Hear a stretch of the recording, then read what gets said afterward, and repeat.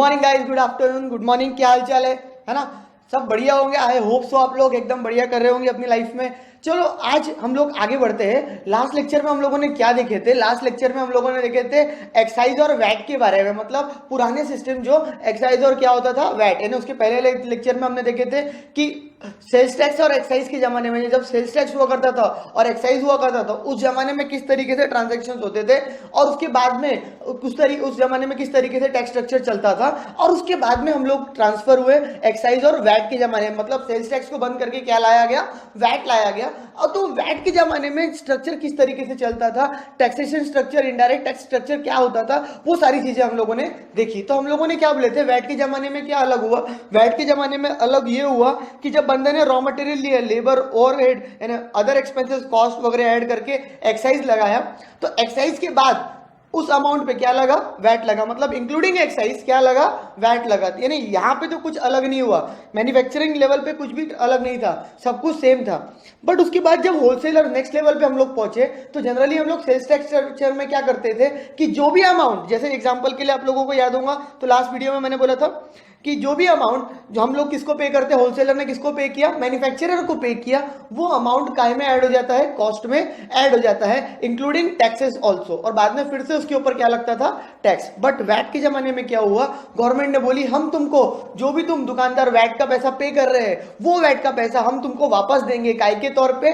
Credit के तौर पे। काय के तौर पे? क्रेडिट के तौर पे। एंड वो क्रेडिट को हमने क्या बोले? Input tax credit, ITC. तो हम लोगों ने उसको काय में नहीं जोड़े, कॉस्ट में नहीं जोड़े। तो होलसेलर ने मैन्युफैक्चरर को कितना पे किया था? होलसेलर ने मैन्युफैक्चरर को पे किया था 121 रुपए। कितना पे किया था मेरे बच्चा? 121। बट उसने अपनी कॉस्ट कितनी जोड़ ली? कितनी कॉस्ट बना ली अपनी?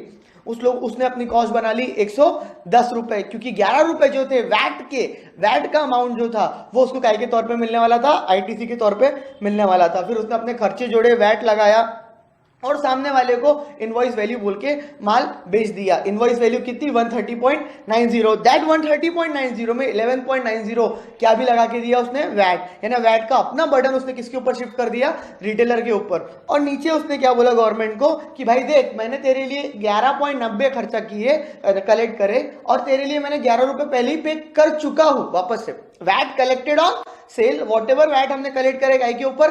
सेल्स के ऊपर, उसमें से मैं ऑलरेडी वैट काय के ऊपर पे कर चुका हूं, है ना?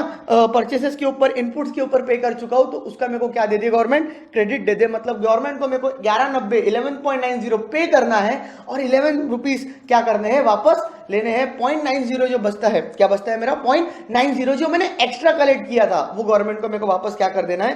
पे कर देना है। इस तरीके से हम लोगों ने काय का स्ट्रक्चर देखा था? वैट का।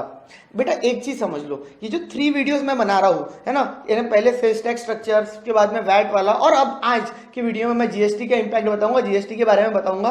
बेटा ये सारे वीडियोस आप लोगों को एक साथ एक टाइम पे ही देखने हैं। अलग अलग सिर्फ इसलिए बनाया है, एक वीडियो भी बना सकता था, ताकि अलग अलग इसलिए बनाया है ताकि आप लोग एक कंफर्ट के हिसाब से देख सके। दैट मीन्स एक साथ जरूरी नहीं है कि 4 घंटे का 3 घंटे का वीडियो आप लोग देखो, इसीलिए मैंने उसको छोटे छोटे रेंज की, छोटे छोटे शॉर्ट ड्यूरेशन की वीडियो रिकॉर्ड किए और बनाए हैं आपके लिए। बट मैं एक चीज इंपॉर्टेंटली बोलूंगा कि ये तीनों कंसेप्ट्स, है ना, ये यहां तक का जो बेसिक कंसेप्ट वाला पार्ट है, ये आप एक साथ देखें ताकि आप लोगों को क्या हो, अच्छे से वो समझ में आए। समझ में आ रही बात? नहीं तो कैसा हो जाएगा, आप लोग अगर इसको अलग अलग देखोगे तो आपको उतना ज्यादा क्लैरिटी नहीं आएगी, मजा नहीं आएगा। समझ में आ गई बात? तो ये तीनों वीडियोस एक साथ देखना बच्चा आप लोग। खैर आगे बात करते हैं। अब हम वही एग्जांपल जो हमने सेल्स टैक्स और वैट में कंटिन्यू करे, वही एग्जांपल हम काय में लेके जा रहे हैं, वही एग्जांपल हम ट्रांसफर कर रहे हैं जीएसटी में, कि जीएसटी में अगर वैसे ही होता तो क्या होता, क्या इंपैक्ट आता। आओ बच्चा मेरे देखते हैं।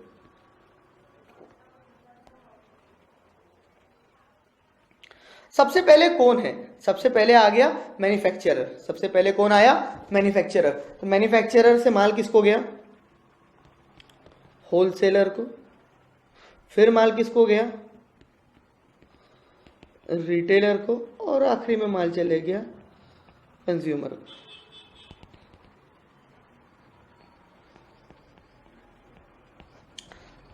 मैन्युफैक्चरर ने किसको माल बेचा? होलसेलर को। होलसेलर ने किसको माल बेचा? रिटेलर को। रिटेलर ने किसको माल बेचा? कंज्यूमर को। मतलब ये चेन क्या हो गई? चलते रही। और हमारा कौन सा जमाना आ गया? अब हमारा जमाना आ गया GST, मतलब गुड्स एंड सर्विस टैक्स, है ना। अब टैक्सेशन स्ट्रक्चर को, वही एग्जांपल को कहां पे देखेंगे, यहाँ पे। अब कोई एक्साइज नहीं रहा, है ना। सेल्स टैक्स और एक्साइज साथ में था, फिर सेल्स टैक्स सॉरी वैट और एक्साइज वो भी साथ में था, मतलब एक्साइज कंटिन्यू हो रहा था। एक्साइज गवर्नमेंट ने वैट आने के बाद भी खत्म नहीं करी, बट अब जो आया वो आ गया एक फाइनल स्ट्रक्चर, चाहे स्टेट के टैक्सेस हो चाहे सेंट्रल के टैक्सेस हो, हमको उससे कोई लेना देना नहीं है, कोई अलग अलग टैक्सेस अब नहीं लगेंगे, अब सिर्फ एक ही टैक्स लगेगा और उसका नाम रहेगा गुड्स एंड सर्विस टैक्स, जिसमें excise, service tax, VAT, sales tax. समझ में आ रही बात। और ऐसे 17 टाइप्स के टैक्सेस को क्या किया, सबसम्ड किया, मर्ज किया। सबसम्ड मतलब मर्ज करके एक टैक्स बना जिसका नाम था गुड्स एंड सर्विस टैक्स। अब मैन्युफैक्चरर ने अगेन रॉ मटेरियल लेके आया, कितने रुपए का, 70 रुपए का, प्लस लेबर लगे उसको 10 रुपए के, प्लस अदर एक्सपेंसेस उसको लगे 10 रुपए के, तो टोटल कॉस्ट कितनी होगी इसकी 90 रुपए, प्लस अगेन उसने प्रॉफिट जोड़ा, कितने रुपए का प्रॉफिट जोड़ा बोलेंगे, यस 10 रुपए का।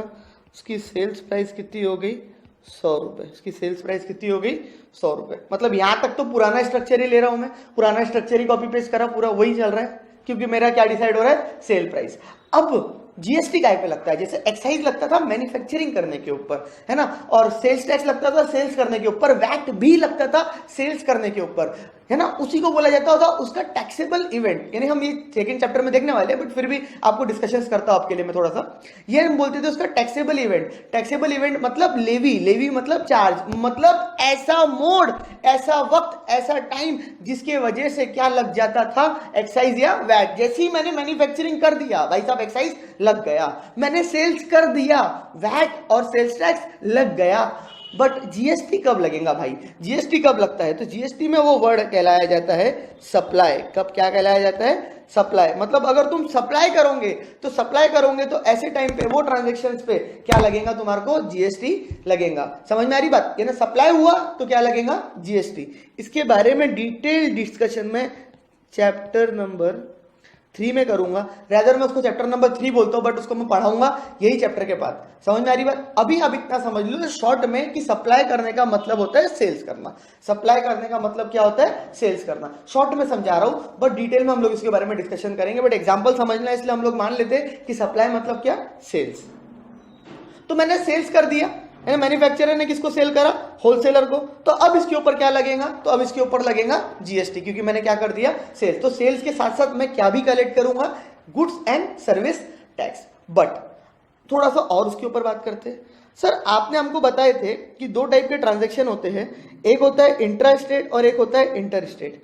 एक क्या ट्रांजेक्शन होता है, याद आ रहा होगा तो ये बताया था। एक आता है इंट्रा, इंट्रा मतलब सर विद इन स्टेट, और एक सर आपने बताए थे इंटर स्टेट। इंट्रा स्टेट मतलब साहब आपने बताए थे कि विद इन स्टेट ट्रांजेक्शन, मतलब हम एक ही स्टेट से वही सेम स्टेट में माल क्या कर रहे हैं, सेल्स कर रहे हैं। समझ में आ रही बात। तो विद इन स्टेट से हम माल क्या कर रहे हैं, ट्रांसफर कर रहे हैं, तो तब हम क्या लगाते थे, सीजीएसटी और एसजीएसटी। और दूसरा हम बोलते थे इंटर स्टेट। इंटर स्टेट मतलब हम क्या बोलते थे कि मैंने दूसरे स्टेट में, मैंने क्या दूसरे स्टेट में माल क्या करा, ट्रांसफर करा, बेचा, सप्लाई करा, तो उस केस में मैं क्या लगाया करता था, आईजीएसटी लगाया करता था। क्या लगाया करता था मेरा बच्चा, आईजीएसटी। तो पहले तो हम लोगों को जब हम कोई भी जीएसटी की बात कर रहे हैं, जीएसटी लगाने की बात कर रहे हैं, तो सबसे पहले हम लोगों को यह देखना पड़ेगा कि मेरा माल कहां पे जा रहा है, डेस्टिनेशन क्या है। एक वर्ड और ऐड कर रहा हूं मैं, क्या, डेस्टिनेशन क्या है।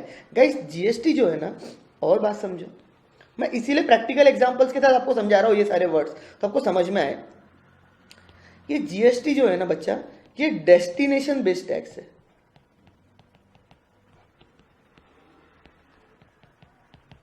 डेस्टिनेशन बेस्ड टैक्स का मतलब क्या हो गया, हमारा माल जहां पे जा रहा है वही हमारी क्या कहलाई जाएंगी, प्लेस ऑफ सप्लाई। एक और नया वर्ड ऐड हुआ, place of supply. Place of supply मतलब हम जो माल बेच रहे हैं वो कहां बेच रहे हैं। समझ में आ रही बात, हमारा जो सप्लाई हो रहा है वो कहां पे हो रहा है, उसकी डेस्टिनेशन क्या है।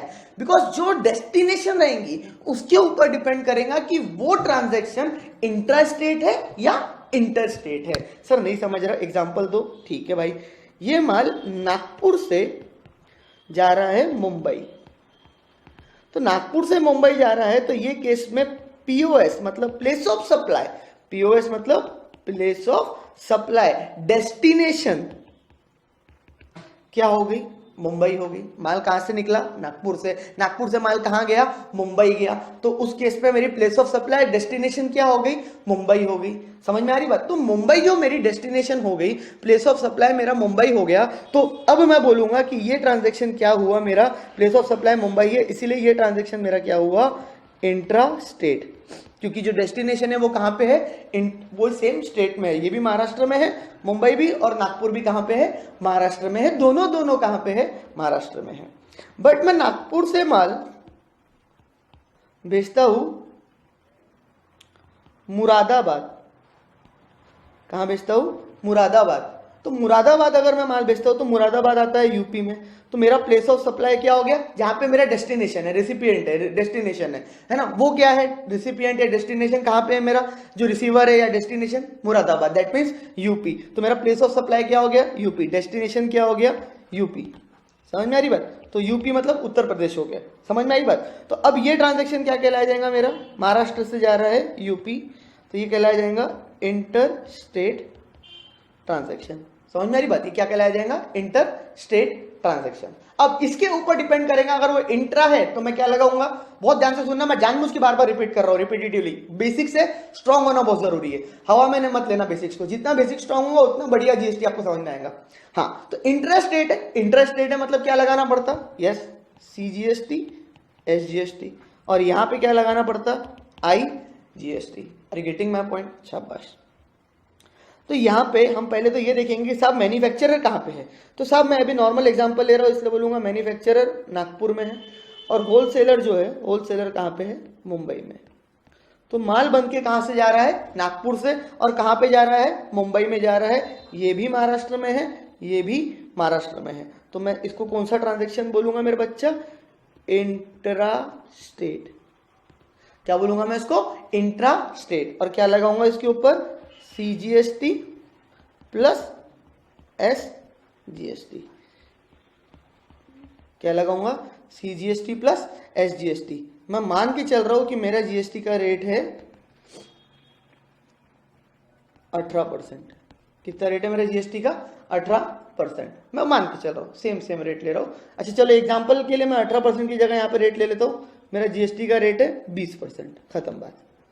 ज्यादा दिमाग लगाना है नहीं। जैसे वहां पे हमने 10% लिए थे, हम वैसे ही यहाँ पे एग्जैक्ट कितना रेट ले लेते हैं? 20%, ताकि हमको कंपैरिजन समझ में आए। समझ में आई बात? तो सीजीएसटी हो गया 10 और एसजीएसटी 10। वापस से जो भी जीएसटी रेट रहता है उसके दो टुकड़े हो जाते हैं, दो पार्ट हो जाते हैं। एक पार्ट को हम बोलते हैं सीजीएसटी, एक पार्ट को हम लोग बोलते हैं एसजीएसटी। समझ में आ रही बात? क्योंकि इंट्रा, विद इन, इंट्रा मतलब विद इन, एक ही स्टेट में क्या है? सेल है। समझ में आ रही बात? तो सीजीएसटी एट दी रेट हो गया 10%, एसजीएसटी एट दी रेट हो गया 10%। सीजीएसटी का के ऊपर लगेगा? सेल्स अमाउंट के ऊपर। एसजीएसटी का के ऊपर लगेगा? सेल्स अमाउंट के ऊपर, है ना। ऐसा नहीं कि सीजीएसटी ऐड करेंगे सेल्स वैल्यू में फिर एसजीएसटी निकालेंगे, नहीं। दोनों, चाहे सीजीएसटी हो या एसजीएसटी हो, ये सिर्फ बाइफर्केशन किया। क्यों? क्योंकि सेंट्रल का पैसा सेंट्रल को चले जाए, स्टेट का पैसा स्टेट गवर्नमेंट को चले जाए, इसीलिए हमने सिर्फ क्या करा हुआ है? बाइफर्केशन करा हुआ है। तो सीजीएसटी कितना लग गया? 10। एसजीएसटी कितना लग गया? 10। शाबाश। ऐसे करके मेरा यहां पे आ गया 120। ये मेरी क्या आ गई? Invoice value paid bye, invoice value paid by W. Invoice value किसने पेड कर दी? जो डब्ल्यू ने पेड कर दी। तो that is my invoice value, जो किसने पे करी? डब्ल्यू ने पे करी। वो होगी 120। Are you getting my point? समझा या नहीं समझा? तो यहाँ से यहाँ पे, और वैट और एक्साइज के केस में अलग क्या था? आप अगर पीछे वाले इसमें जाओगे और देखोगे तो यहाँ पे हम लोग क्या लगाते थे? एक्साइज भी लगाते थे, और यहाँ पे हम लोग क्या भी लगाते थे? वैट भी लगाते थे। तो एक्साइज और वैट दोनों का एलिमेंट इंक्लूडेड था। बट अगर मैं यहाँ की बात करूँ तो यहाँ पे हम सिर्फ क्या लगा रहे हैं? जीएसटी लगा रहे हैं। हाँ, दो टाइप की जीएसटी लगा रहे हैं। दो टाइप के मतलब रेट का हमने दो पार्ट कर दिए, सेंट्रल का अलग, स्टेट का अलग। समझ में आई बात? तो क्या लग गया? सीजीएसटी और एसजीएसटी लग गया, central goods and service tax and state goods and service tax. Clear? अब ये माल किसको गया? होलसेलर को। तो होलसेलर के लिए कॉस्ट कितनी पड़ी? होलसेलर को ये माल कितने में पड़ा? तो होलसेलर के लिए कॉस्ट यहां पे पड़ती है, बोलो बच्चा कितनी? Very very good. कॉस्ट पड़ती है 100 रुपए। सर 100 रुपए कैसे कॉस्ट पड़ी? सर 100 रुपए कैसे कॉस्ट हो गई? है ना, उसने तो पे किया 120 रुपए। यहां पे भी क्या वो वाला सिस्टम है, क्रेडिट वाला? हाँ बच्चा, जीएसटी में वही सिस्टम है। देखो सेल्स टैक्स में प्रॉब्लम जो थी दैट इज कैस्केडिंग इफेक्ट और डबल टैक्सेशन, वो हटके बहुत ज्यादा हटी है ना। कौन से सिस्टम में? वैट सिस्टम में। वैट सिस्टम में कैस्केडिंग इफेक्ट बहुत कम था, टैक्स ऑन टैक्स बहुत रेयर सिचुएशंस में लगता था और डबल टैक्सेशन भी बहुत रेयर सिचुएशन में लगता था, क्योंकि वहां पे कौन सा फंडा आ गया था? Input tax credit. बस एक ही फंडा रहता था कि एक्साइज भी लगता था और एक्साइज के ऊपर क्या भी लगता था? वैट भी लगता था। तो दैट मीन्स वहां पे वो एक पॉइंट पे कैस्केडिंग इफेक्ट प्रेजेंट अभी भी बरकरार था वैट सिस्टम में, है ना। बट उसके अलावा अगर मैं जाऊं तो कोई ज्यादा दिक्कतें थी नहीं। सेकेंड चीज अगर मैं बात करूं तो जीएसटी की बात करता हूं, तो बोलने का मतलब क्या है कि जो प्रॉब्लम वैट में थी वही प्रॉब्लम कहां पे हटी? जीएसटी में हटी। जो प्रॉब्लम थी नहीं वैट में, जो वैट की अच्छाइयां थी, जो वैट की एडवांटेजेस वाली बातें थी, वो क्यों गवर्नमेंट हटाएंगी? समझ मेरी बात? तो वो कुछ अभी गवर्नमेंट ने क्या नहीं करी, हटाई नहीं, कहां पे? जीएसटी में। तो बोलने का मतलब है व्हाटएवर तुम लोग मतलब होलसेलर किसको पे करेगा? मैन्युफैक्चरर को पे करेगा, काय के नाम से? जीएसटी के नाम से, गुड्स एंड सर्विस टैक्स के नाम से। वो पूरा उसको एज अ आईटीसी बोल के, वो पूरा उसको एज अ आईटीसी क्लेम बोल के क्या हो जाएगा? रिफंड हो जाएगा, रिवर्स हो जाएगा, या उसका क्या दे देंगी? गवर्नमेंट क्रेडिट दे देंगी। मतलब सेम तरीके से बात कर रहा हूं मैं अगर, तो जैसे मैन्युफैक्चरर को होलसेलर ने पे करा 20 रुपए, ये केस में क्या पे करा? 20 रुपए, 10 रुपीज सीजीएसटी, 10 रुपीज एसजीएसटी, मतलब 10 rupees for central government, 10 rupees for state government. तो वो 10 रुपीज का होलसेलर को क्या मिल जाएगा? Input tax credit. क्या मिल जाएगा? Input tax credit. बताता हूं कैसे क्या चलेगा, बट अभी पहले नॉर्मल ट्रांजेक्शन समझो। अभी यहाँ पे मैं आईटीसी अलग से लिख के रख देता हूँ याद रखने के लिए। तो भैया सीजीएसटी का आईटीसी है मेरा 10 रुपए, एसजीएसटी का आईटीसी है मेरा 10 रुपए, ये मेरे को दोनों वापस मिलने वाले हैं, है ना। तो इसको मैंने अलग से यहाँ पे लिख के रख दिया, खत्म होगी बात। अब कॉस्ट में मैं क्या जोड़ूंगा? Expenses and profit. मैं सेम ले रहा हूं बच्चा जो मैंने वहां पे लिया था पहले वाले एग्जांपल्स में। कितना लिया था? 9 रुपए लिया था, 7 रुपए नहीं लिया था सर, 9 रुपए लिया था। ठीक है सर, 9 रुपए। तो मेरी सेल्स कितनी आ गई? प्राइस 109 रुपए। सेल्स प्राइस कितनी आ गई? 109 रुपए। तो कॉस्ट, एक्सपेंसेस एंड प्रॉफिट जोड़ के 109 सेल प्राइस आ गई। अब मेरे को फिर से वही देखना पड़ेगा कि जो होलसेलर है भाई, जो कौन है? होलसेलर है। वो होलसेलर किसको माल बेच रहा है? मतलब वो माल कहां जा रहा है, उसकी डेस्टिनेशन क्या है? हाँ, विद इन स्टेट डेस्टिनेशन है कि अदर स्टेट में डेस्टिनेशन है? मतलब प्लेस ऑफ सप्लाई जो है वो विद इन स्टेट है, जहां पे सप्लाई हो रहा है माल, वो प्लेस विद इन स्टेट है या अदर स्टेट में? तो माल तो मुंबई में, मुंबई से माल जा रहा है रिटेलर के पास वर्धा। ये वर्धा बेटा आता है महाराष्ट्र में। जो लोगों को नहीं पता है उनको बता दूं, ये वर्धा आता है कहां पे? महाराष्ट्र में। ठीक है, तो ये आ गया यहाँ पे वर्धा माल आ गया। वर्धा कहां पे आ गया? महाराष्ट्र में। ठीक है, अब इसके ऊपर मेरे को क्या लगाना पड़ेगा? कौन सा ट्रांजेक्शन हो गया? अगेन ये इंट्रा स्टेट ट्रांजेक्शन। क्या हो गया ये? इंट्रा, क्योंकि विद इन स्टेट माल जा रहे हैं मुंबई से वर्धा। क्या लगाना पड़ेगा? वेरी वेरी गुड बच्चे, एकदम बढ़िया बोल रहे हैं, मेरे को मालूम है। सीजीएसटी साहब, और साहब क्या लगाना पड़ेगा? SGST. Eight the rate of 10% इसका हिस्सा, 10% इसका हिस्सा, दोनों का हिस्सा क्या हो गया? बढ़ गया। क्लियर? तो 10% अब लगेगा किसका हिस्से में? सेंट्रल गवर्नमेंट का। 10% लगेगा किसका? स्टेट गवर्नमेंट का। तो ये कितना हो गया मेरे बच्चा? बोलेंगे, है ना। 109 का 10% हो गया 10.90, इसका 10% हो गया अगेन 10.90। तो सेंट्रल गवर्नमेंट का 10.90, स्टेट गवर्नमेंट का 10.90। ये यहाँ पे कॉस्ट आ गई कितनी? इनवॉइस वैल्यू कितनी आ गई? Very very good, invoice value. यहाँ पे देखना जीएसटी में कॉस्ट आपको बढ़ी हुई दिखेंगी, लेकिन एक्चुअली में बढ़ती नहीं है वो। Invoice value paid by R कितनी होगी? इनवॉइस वैल्यू जो आर ने पे करी, तो भाई साहब मेरी इनवॉइस वैल्यू जो आर ने पे करी वो हो गई 109 plus 10.9 plus 10.9, that is equals to 130.80। कितनी होगी? 130.80। मतलब वही सेम तरीके से मैंने फॉलो करा। कॉस्ट जो लगी उसके ऊपर मेरे को जो खर्चे वर्चे मैंने करा, एक्सपेंसेस या जो मेरे को प्रॉफिट अर्न करना था वो, मतलब मैंने अपनी क्या डिटरमाइन कर दी? Sales value. And whatever will be the sales value जो आप डिसाइड करते हो, वो सेल्स वैल्यू के ऊपर हम क्या चार्ज करते हैं? जीएसटी। तो हमने यहाँ पे लगा दिया सीजीएसटी और एसजीएसटी। अब ये माल किसको जाएगा? वेरी गुड, ये माल जाएगा हमारे रिटेलर को। तो हमारे रिटेलर भाई को इसकी कॉस्ट कितनी पड़ी? तो हमारे रिटेलर भाई को इसकी कॉस्ट पड़ी है 109 रुपए। कितनी पड़ी? 109। अब इसके अंदर आईटीसी का उसको भी क्रेडिट मिलेगा क्या? हाँ मिलेगा। आईटीसी सीजीएसटी कितना जितना उसने पे करा 10.90, एसजीएसटी जितना उसने पे करा 10.90, तो दोनों में जितना जितना पे करा 10.90 और 10.90 ये हो गए यहाँ पे। क्लियर? तो ये देखो यहाँ पे हर जगह आप लोग एक चीज नोटिस कर रहे होंगे कि जो कॉस्ट है ना, या जो सेल प्राइस है सिर्फ वही आगे फॉरवर्ड हो रही है, वही आगे कॉस्ट बन रही है। यहाँ पे भी आपने देखे तो जो सेल प्राइस थी वही आगे क्या बनी? कॉस्ट बनी। कहीं पे भी कॉस्ट में काय का एलिमेंट इन्वॉल्व नहीं है, टैक्सेस का एलिमेंट इन्वॉल्व नहीं है ना। कहीं पे भी आप कॉस्ट में ये नहीं पाओगे कि आपको क्या दिख रहा है? टैक्सेस इंक्लूडेड दिख रहा है। मतलब ऐसा अगर नहीं है तो कॉस्ट में टैक्स इतना सा भी इंक्लूडेड नहीं है, तो इसका सिंपल सा मतलब मेरे बच्चा ये हो गया कि कैस्केडिंग इफेक्ट होने का सवाल ही पैदा नहीं होता। क्योंकि कैस्केडिंग इफेक्ट कब होता है? That means tax on tax कब लगता है? जब टैक्स का अमाउंट काय में ऐड हो जाता है, टैक्स का अमाउंट काय में आ जाता है। वेरी गुड, टैक्स का अमाउंट इंक्लूडेड हो जाता है हमारे कॉस्ट में। क्योंकि जब टैक्स का अमाउंट कॉस्ट में इंक्लूड होता है तो उसके ऊपर फिर से हम क्या लगाते हैं? कॉस्ट के ऊपर, सेल प्राइस के ऊपर टैक्स। तो यहां पे ऐसा कहीं पे भी नहीं है। ऑलवेज जो एक्चुअल कॉस्ट का अमाउंट है, जो मटेरियल का अमाउंट है, जो प्रॉफिट एक्सपेंसेस का अमाउंट है, वही किसका पार्ट बन रहा है? कॉस्ट का। और जो भी टैक्सेस का अमाउंट है जीएसटी में, उसका फुल आपको क्या मिल रहा है? क्रेडिट मिल रहा है। मतलब वो कभी भी कॉस्ट में ऐड नहीं हो रहा है। तो डबल टैक्स ऑन टैक्स का सवाल ही पैदा नहीं होता। अब हम थोड़ा सा हिसाब कर लेते क्या? हाँ, पहले हिसाब करते बाद में रिटेलर की बात करेंगे। तो सबसे पहले हिसाब किसका करेंगे?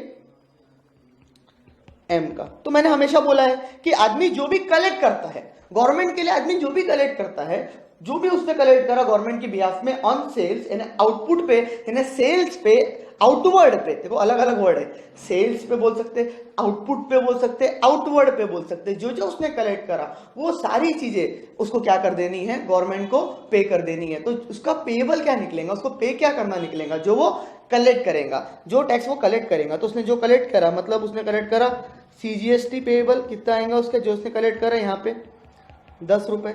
एसजीएसटी पेएबल जो उसने कलेक्ट करा कितना? 10 रुपए। कोई दिक्कत नहीं, कोई परचेस है ही नहीं, क्योंकि मैन्युफैक्चरर ने प्राइमरीली मतलब झाड़वाड़ से तोड़ के या ऐसी जगह से माल लाया था जहाँ पे उसको टैक्स देने की कोई जरूरत ही नहीं पड़ी, उसने उसके ऊपर कोई टैक्स पे ही नहीं करा होता तो क्रेडिट वेडिट की हम बात करते, बट ऐसा कुछ यहाँ पे है नहीं। अब सबसे इंपॉर्टेंट बात आ जाती है जहाँ पे मैं आपको समझाऊंगा क्रेडिट की जरूरत जहाँ पे आएंगी, वो आएंगी होलसेलर में। तो अब हिसाब किसका करना है? होलसेलर का।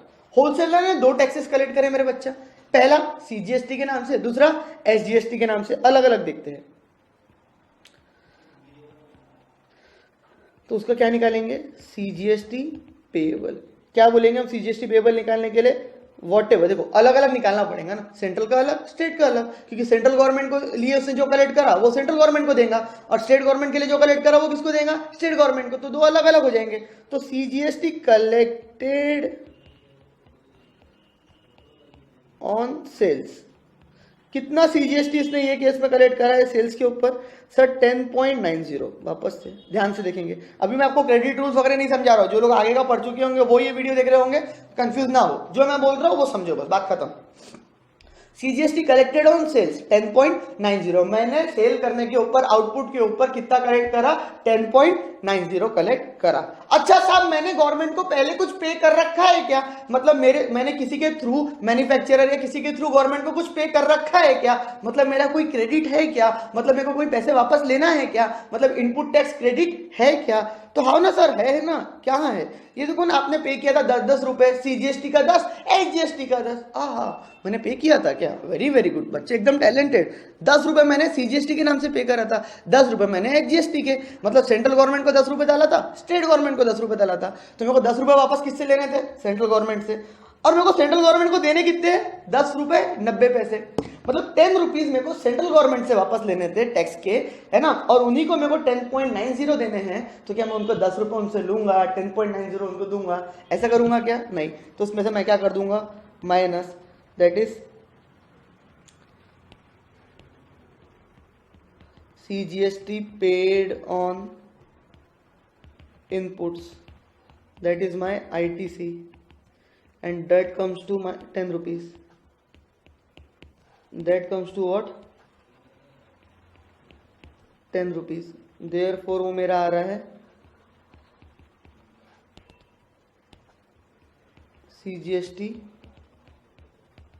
पेएबल 0.90 कितना आ रहा है मेरा 90 मतलब सेंट्रल गवर्नमेंट को मेरे को कितना देना है CGST बोल के 0.90 ठीक है। अच्छा सेम स्टेट गवर्नमेंट की बात करूंगा वो अलग से निकालना पड़ेगा SGST पेएबल। ये हिसाब समझो बेटा बहुत इजी है। स्टेट गवर्नमेंट के लिए मैंने कितना कलेक्ट करा देखेंगे SGST कलेक्टेड ऑन सेल्स कितना कलेक्ट करा same amount 10.90 minus SGST paid on inputs that is ITC कितना 10 रुपये। देयरफॉर SGST पेएबल जो आया मेरा वो कितना आया मेरा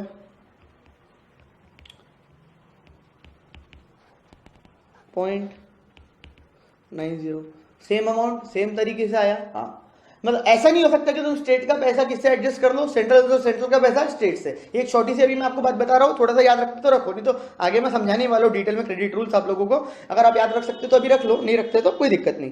देखो सबसे पहले हम लोगों ने यहाँ पे क्या करे कि भैया मैंने जो माल बेचा मैंने जो सेल करा मैंने सेल कितने में करा मैंने सेल करा 109 रुपए में। 109 रुपए के ऊपर 10.90 मैंने सेंट्रल के लिए कलेक्ट करा 10.90 मैंने किसके लिए कलेक्ट करा स्टेट गवर्नमेंट के लिए। तो मतलब मेरा हक बनता था कि मैं 10.90 का पैसा किसको दे दूं सेंट्रल गवर्नमेंट को दे दूं 10.90 का पैसा किसको दे दूं स्टेट गवर्नमेंट को दे दूं। बट फिर मेरी बात हुई कि मैंने कुछ माल परचेस भी किया था तो जो माल मैंने परचेस किया था तो वो माल के ऊपर मैंने पहले ही ऑलरेडी क्या पे कर चुका है टैक्स। मतलब ये जो कॉस्ट आपको यहाँ पे इन्वॉल्व दिख रही है ये कॉस्ट के ऊपर ऑलरेडी क्या लग चुका है टैक्स। एंड वो 100 रुपए के ऊपर का जो टैक्स है वो ऑलरेडी मैं किसको पे कर चुका हूं मैन्युफैक्चरर को। किसको पे कर चुका हूं मैन्युफैक्चरर को। तो जब मैं मैन्युफैक्चरर को ऑलरेडी वो टैक्स पे कर चुका हूं तो फिर तो बात ही नहीं आती है डबल उसके ऊपर वही अमाउंट के ऊपर टैक्स लगाने की। तो इसीलिए गवर्नमेंट मेरे को वो 10 रुपए का क्या दे देंगी क्रेडिट। तो भाई साहब मेरे को सेंट्रल गवर्नमेंट से 10 रुपए लेने थे स्टेट गवर्नमेंट से 10 रुपए लेने थे। तो सेंट्रल गवर्नमेंट को जो मेरे को 10.90 देने थे वो मैंने लिखा CGST कलेक्टेड ऑन सेल्स। मतलब मैंने जो सेल्स के ऊपर पैसा टैक्स का कलेक्ट करा और ऑलरेडी मैं जो परचेसेस के ऊपर इनपुट्स के ऊपर क्या पे कर चुका था 10 रुपए पे कर चुका था उसको मैंने इसमें से क्या कर दिया एडजस्ट कर दिया माइनस कर दिया। और बैलेंस अमाउंट जो मैंने एक्स्ट्रा कलेक्ट करा हुआ था सेंट्रल गवर्नमेंट के बिहाफ में वो क्या कर दिया बैलेंस अमाउंट मैंने गवर्नमेंट को रीपे कर दिया वापस कर दिया। मतलब मेरा CGST पेएबल कितना निकल आया मेरा CGST पेएबल निकल आया 0.90 कितना निकल आया 0.90। आगे बढ़ा मैं आगे बढ़ने के बाद मैंने और क्या देखा मैंने और क्या पाया आगे बढ़ने के बाद मैंने देखा CGST collected on sales sorry SGST collected on sales same state government का वो भी 10.90 उसमें से मैंने ऑलरेडी कितना पे कर रखा था 10 यानी 0.90। अरे गेटिंग माय पॉइंट। तो वो मैंने क्या कर दिया एडजस्ट कर दिया।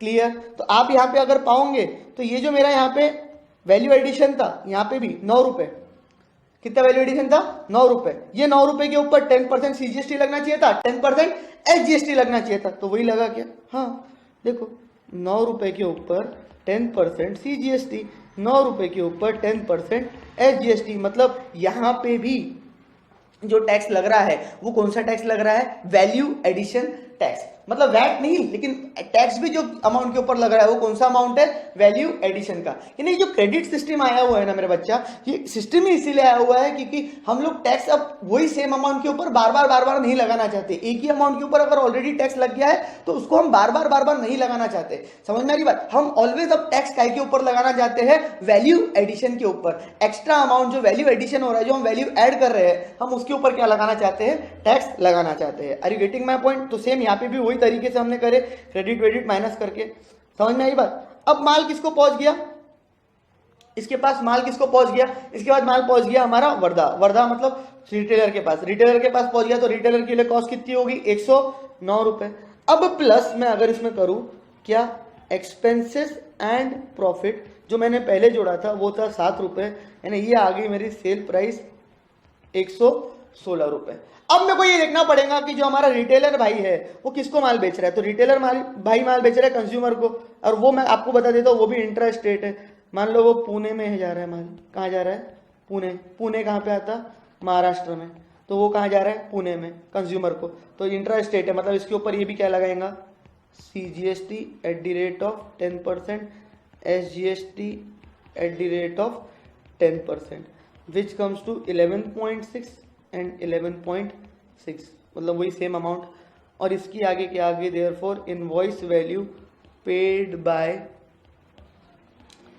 सी, एंड दैट इज व्हाट, वो आ गई हमारी 116 प्लस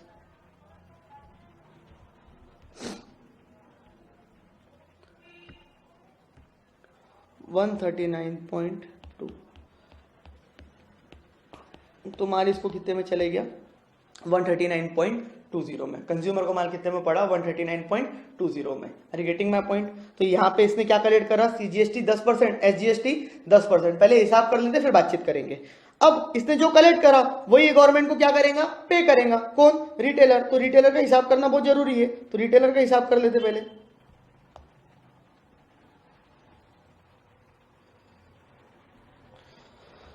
रिटेलर ने कलेक्ट क्या करा, ध्यान से देखेंगे, सीजीएसटी, तो वही पे करेगा।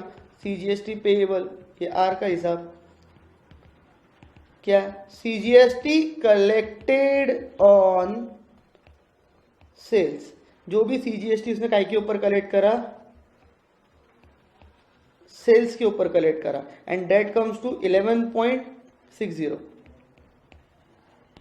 जो भी सीजीएसटी उसने कलेक्ट करा 11.60 सेल्स के ऊपर, उसमें से हम माइनस कर देंगे जो ऑलरेडी इनपुट्स के लिए सेंट्रल गवर्नमेंट को टैक्स पे कर चुका है, मतलब वाया रिटेलर या सॉरी होलसेलर वाया, वो ऑलरेडी पे कर चुका है। तो कितना पे किया था, कितना क्रेडिट उसको मिलने वाला था, उसको क्रेडिट मिलने वाला था 10.90। ठीक है भाई, कोई दिक्कत ही नहीं है जीवन में। यहाँ पे आ गया हमारा CGST paid on inputs, that is ITC, and वो आ गया 10.90। देयरफॉर सीजीएसटी पेएबल कितना हो गया गवर्नमेंट को, कितना हो गया 0.70। सर एक बार आपकी फिर से वो बात बताओ ना, क्या बोलते हैं आप? हाँ, देखो सीजीएसटी कलेक्टेड ऑन सेल जितना कलेक्ट करा, कितना कलेक्ट करा 11.90 माइनस कितना ऑलरेडी मैंने होलसेलर के थ्रू गवर्नमेंट को पे कर चुका था, जिसका मेरे को क्रेडिट लेना था, वो था 10.90। मतलब 11.90 गवर्नमेंट को देना है, 10.90 11.60 गवर्नमेंट को देना है, 10.90 गवर्नमेंट से वापस लेना है। तो बचा हुआ बैलेंस कितना बच रहा, 0.7, यानी 11.6 माइनस 10.90। तो 0.7 में क्या कर दूंगा, गवर्नमेंट को पे कर दूंगा, क्या बोल के, सीजीएसटी। समझ में आ रही बात? तो ये आ गया मेरा सीजीएसटी पेएबल। अब यहाँ पे मैं क्या निकालूंगा अपना, सेम तरीके से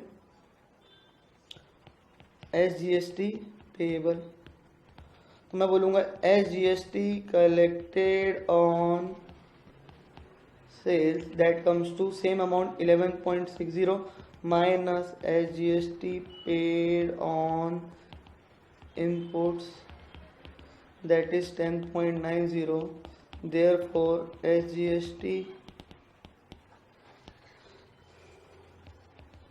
payable कितना हो गया 0.70। यहाँ पे भी 0.70 यहाँ पे मेरे को क्या करना है, पे करना है। क्लियर? तो ये मेरा किसका हिसाब हो गया, रिटेलर का। ये किसका, सॉरी किसका हो गया, रिटेलर का पूरा हिसाब हो गया। सीजीएसटी कितना पे करना है उसको, एसजीएसटी कितना पे करना है उसको। Clear guys, got it? यहाँ पे कोई दिक्कत, कोई डाउट, कोई शंका नहीं? चलो तो एक बार फिर से मैं रिपीट कर रहा हूँ, पूरा ध्यान से देखेंगे। किसी का कुछ छूटा होगा तो साथ साथ लिखते भी जाएंगे। सबसे पहले वापस आया मैं काई के ऊपर, मैन्युफैक्चरर के ऊपर, और मैं साथ में कंपैरिजन अब करूंगा, तो थोड़ा सा ध्यान देंगे। सबसे पहले मैं आया मैन्युफैक्चरर के ऊपर। मैंने रॉ मटेरियल लाया 70 रुपए का, लेबर 10 रुपए का, अदर एक्सपेंसेस 10 रुपए की, कॉस्ट मेरे को लग गई 90 रुपए। प्रॉफिट मेरा कितना हो गया 10 का। सेल्स मैंने जोड़ा कितने की, 100 हो गई मेरी। अब सेल्स में कर रहा था नागपुर से मुंबई, मतलब with in state. Manufacturer Nagpur में बैठा है, होलसेलर मुंबई में बैठा है, तो मैं विद इन स्टेट माल बेच रहा हूं। तो विद इन स्टेट मतलब इंट्रा स्टेट। इंट्रा स्टेट के केस में हम क्या लगाते हैं, आईजीएसटी, सीजीएसटी और एसजीएसटी आधा आधा। जो भी जीएसटी का रेट रहता है उसका आधा सीजीएसटी आधा एसजीएसटी। तो सीजीएसटी कितना 10%, एसजीएसटी कितना 10%। ऐसे 10-10 करके मेरा कितना आ गया 120 आ गया। 10-10 करके मेरा कितना आ गया 120। तो मैं बोलूंगा मेरी invoice value paid by W कितनी है 120। इनवॉइस वैल्यू डब्ल्यू ने जो पे करी वो कितनी हो गई 120 हो गई। समझ में आ रही बात? तो अब ये माल पहुंच गया किसके पास, हमारे होलसेलर के पास। ये माल किसके पास पहुंच गया, होलसेलर के पास। तो जो ये माल पहुंच गया होलसेलर के पास, तो उस केस में उसको कॉस्ट कितनी पड़ी, उसको कॉस्ट पड़ी 100 रुपए, होलसेलर को कॉस्ट कितनी पड़ी 100 रुपए। क्यों? क्योंकि भले उसने पे किया था कितना 120, पर वो 120 में 10 रुपए काय के थे सीजीएसटी के, 10 रुपए काय के थे एसजीएसटी के, तो उसका तो उसको क्या मिलने वाला है, क्रेडिट मिलने वाला है। तो ये यहाँ पे बात होगी किसकी, मैन्युफैक्चरर की। अब थोड़ा सा ना इसको सिस्टम को हम लोग कैसे मिला के देखेंगे, वैट से। वैट सिस्टम में कैसा होता था, तो मैं थोड़ा सा इसको पेज पलटा रहा हूं, ध्यान से देखेंगे। मैं आ गया वैट सिस्टम पे। तो वैट में हम लोग क्या करते थे कि जो भी हमारी सेल्स प्राइस निकलती थी, वो सेल्स प्राइस में पहले हम एक्साइज जोड़ते थे, फिर हमारी टोटल आगे प्राइस आती थी सेल्स इंक्लूडिंग एक्साइज, और फिर उसके ऊपर हम क्या लगाते थे, वैट लगाते थे। मतलब अगर आपको कल की बात याद होंगी, कल की ऐसे लास्ट लेक्चर की बात याद होंगी, तो 100 रुपए मतलब थे हमारे गुड्स की वैल्यू, 10 रुपए थी हमारी एक्साइज की वैल्यू। तो एक्साइज के ऊपर भी क्या लग गया था, वैट लग गया था। एक्साइज अमाउंट के ऊपर भी क्या लग गया था, वैट लग गया था। मतलब cascading effect, tax on tax. तो यहाँ पे ये दिक्कत अब जीएसटी में क्या हो गई, हट गई। अब कोई भी टैक्स के ऊपर क्या नहीं लगता, टैक्स नहीं लगता। समझ में आ रही बात? तो अलग से कोई टैक्स नहीं रहा। मतलब ऐसा नहीं होगा कभी जिंदगी में कि सीजीएसटी के ऊपर एसजीएसटी भी लग रहा है, नहीं। सीजीएसटी और एसजीएसटी दोनों लग रहा है, लेकिन वो सेल्स अमाउंट के ऊपर लग रहा है, एक दूसरे के ऊपर नहीं। मतलब टैक्स ऑन टैक्स का फंडा ही खत्म हो गया। तो फिर हम वापस आए थे इधर होलसेलर में, मतलब वैट के जमाने में होलसेलर के लिए कॉस्ट कितनी बन जाती थी, 110। अब आप यहां पे ध्यान से देखो, होलसेलर के लिए कॉस्ट बन गई 110। होलसेलर के लिए कॉस्ट कितनी बन गई, 110। तुम लोग बोलोगे सर यहां पे होलसेलर के लिए कॉस्ट तो 100 रुपए बनी, यहां पे क्या बन गई 110। तो बेटा ये एक बहुत बड़ा ड्रॉबैक था, जो अब आपको समझ में आएगा।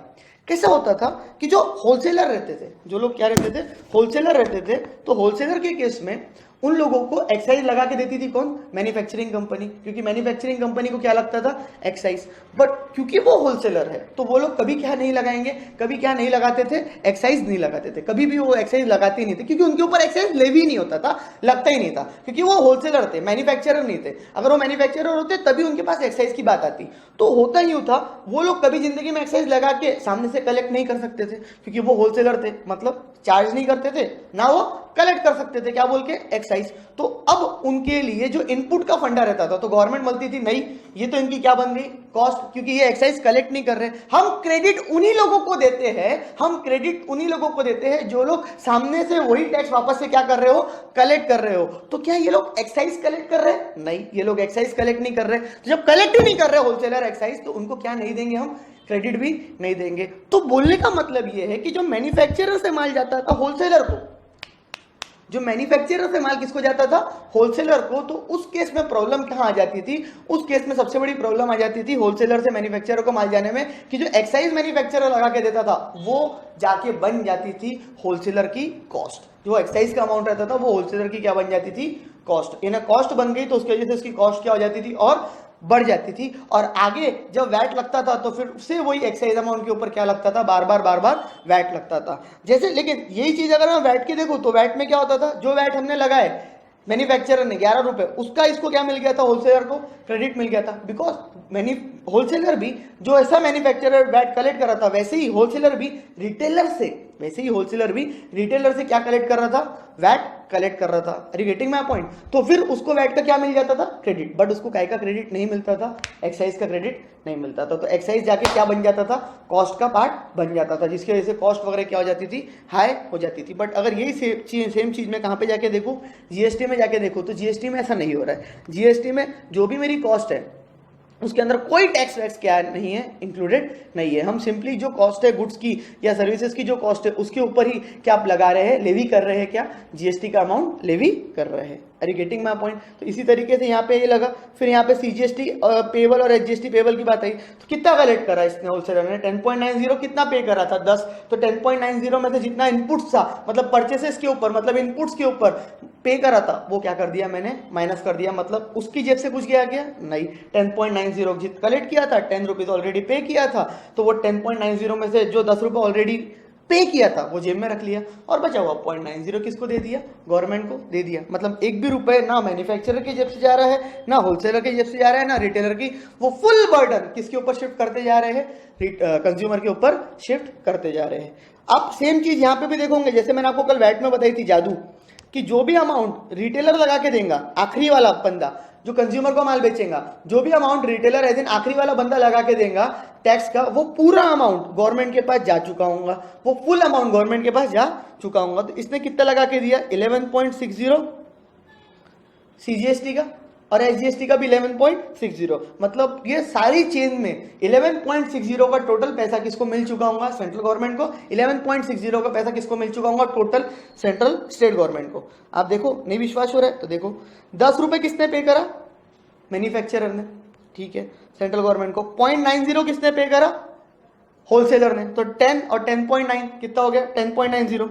अब इसने कितना पे करा, हमारे भाई ने, रिटेलर ने 0.70 किसको, सेंट्रल गवर्नमेंट को। तो सेंट्रल गवर्नमेंट को तीन अलग अलग अमाउंट मिले, मैन्युफैक्चरर से 10 रुपए मिला, होलसेलर से 0.90 मिला, रिटेलर से भाई से 0.70 मिला। इनकी टोटल अगर आप करते हो तो कितना आ गया 11.60। मतलब हर लेवल पे जितना जितना टैक्स था वो टैक्स का पूरा बर्डन एक साथ आखिरी बर्डन किसके सर पे शिफ्ट हो गया, जो उसको यूज करने वाला है कंज्यूमर के सर पे।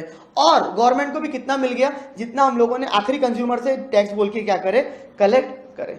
समझ में आई बात। तो इसीलिए ये प्रोसेस बनाई गई है ताकि पूरा बर्डन कंज्यूमर के ऊपर शिफ्ट हो जाए और मैन्युफैक्चरर, रिटेलर, होलसेलर को कोई नुकसान ना हो, एक भी रुपए उनकी जेब से ना जाए, और अल्टीमेटली गवर्नमेंट के पास भी फुल अमाउंट ऑफ टैक्स क्या हो जाए, आ जाए। समझ में आई बात। तो यहाँ पे अगर आपको थोड़ा समझ में आ रहा होगा तो वैट सिस्टम जैसा मिक्स लग रहा होगा, सेम सेम लग रहा होगा। हाँ, क्रेडिट सिस्टम सेम है, जो वैट्स में था वही क्रेडिट सिस्टम यहाँ पे भी है। इवन अगर मैं बोलूँ तो एक्साइज में भी क्रेडिट सिस्टम हुआ करता था।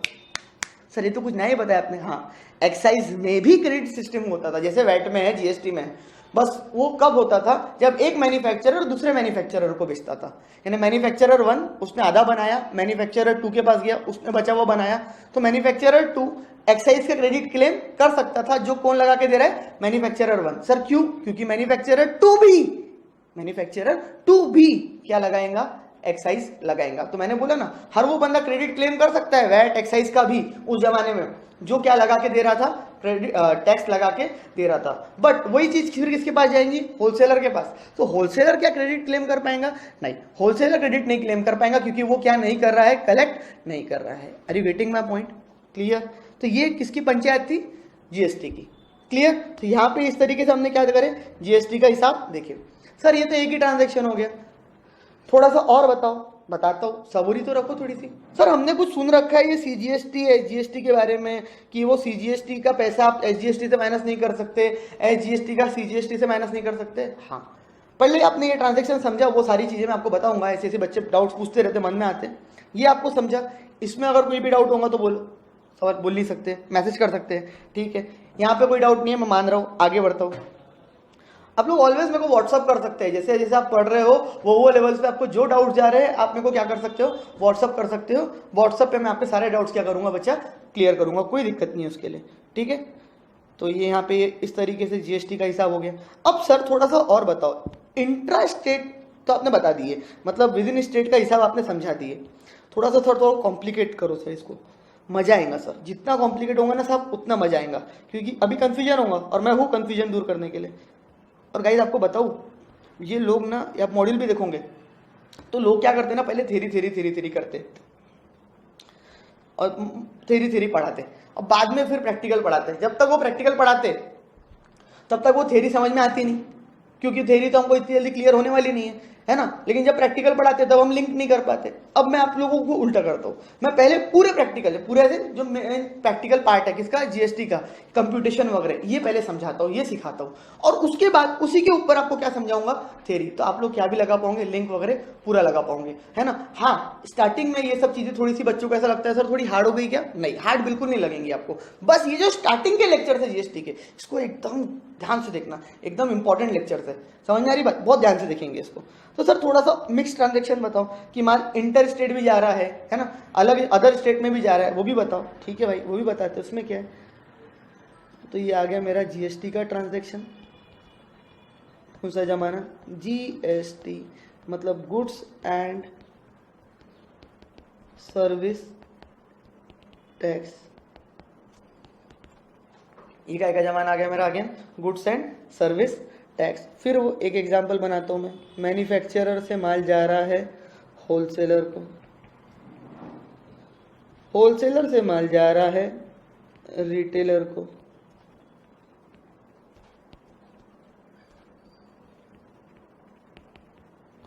और आखिरी में रिटेलर से माल जा रहा है हमारा कंज्यूमर, जिसके ऊपर पूरा टैक्स का बर्डन क्या होता है, शिफ्ट होता है। तो मैन्युफैक्चरर से होलसेलर, होलसेलर से रिटेलर, रिटेलर से आखिरी हमारा कंज्यूमर, इसके ऊपर क्या जा रहा है, माल जा रहा है। समझ में आई बात? तो आओ देखते हैं क्या हिसाब होगा, किस तरीके से बात होंगी।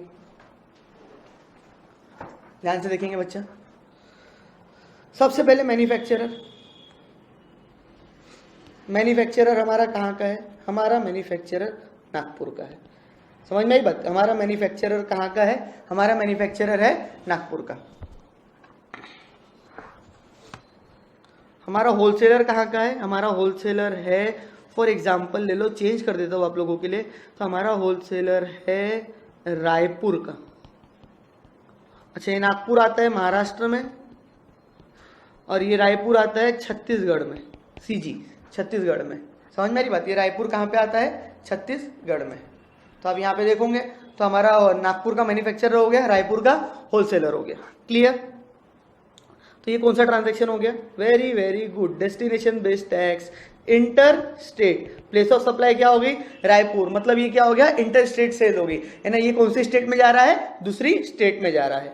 तो सबसे पहले हम लेंगे, हमने रॉ मटेरियल कितने का खरीदा, हमने रॉ मटेरियल का खरीदा भाई साहब 70 रुपए का।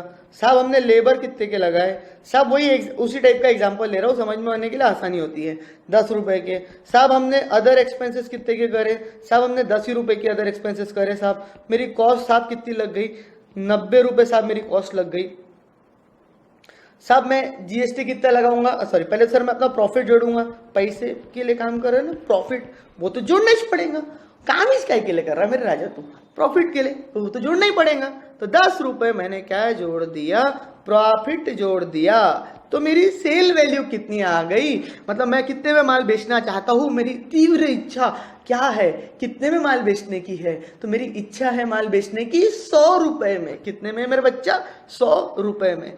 तो मेरी सेल्स वैल्यू आ गई 100। अब आती है बात, सर ये ट्रांजैक्शन कौन सा है, इंटर स्टेट है साहब, मतलब ये कौन से स्टेट में जा रहा है, दूसरे स्टेट में, डेस्टिनेशन क्या है, दूसरी स्टेट है सर। तो दूसरी स्टेट है सर, तो यहाँ पे तो क्या लगाना पड़ेगा इंटर स्टेट ट्रांजेक्शन में, सर यहाँ पे तो IGST लगाना पड़ेगा। सर हमारा जीएसटी का रेट कितना है, सर हम मान लेते हैं हमारा जीएसटी का रेट है 20%, तो जीएसटी कितना हो गया साहब, 20 रुपए। तो यहाँ पे कितना आ गया, 120। ये क्या आ गई साहब, मेरी invoice value paid by W, invoice value जो किसने पे करा, डब्ल्यू ने पे करा। तो 20 रुपए मेरी क्या आ गई, इनवॉइस वैल्यू आ गई। 20 रुपए मेरी बच्चा क्या आ गई, सॉरी 120 रुपए मेरी क्या आ गई, इनवॉइस वैल्यू। अब ध्यान से देखेंगे, इसने यहाँ पे क्या लगाया, IGST, क्योंकि माल जा रहा था अदर स्टेट में।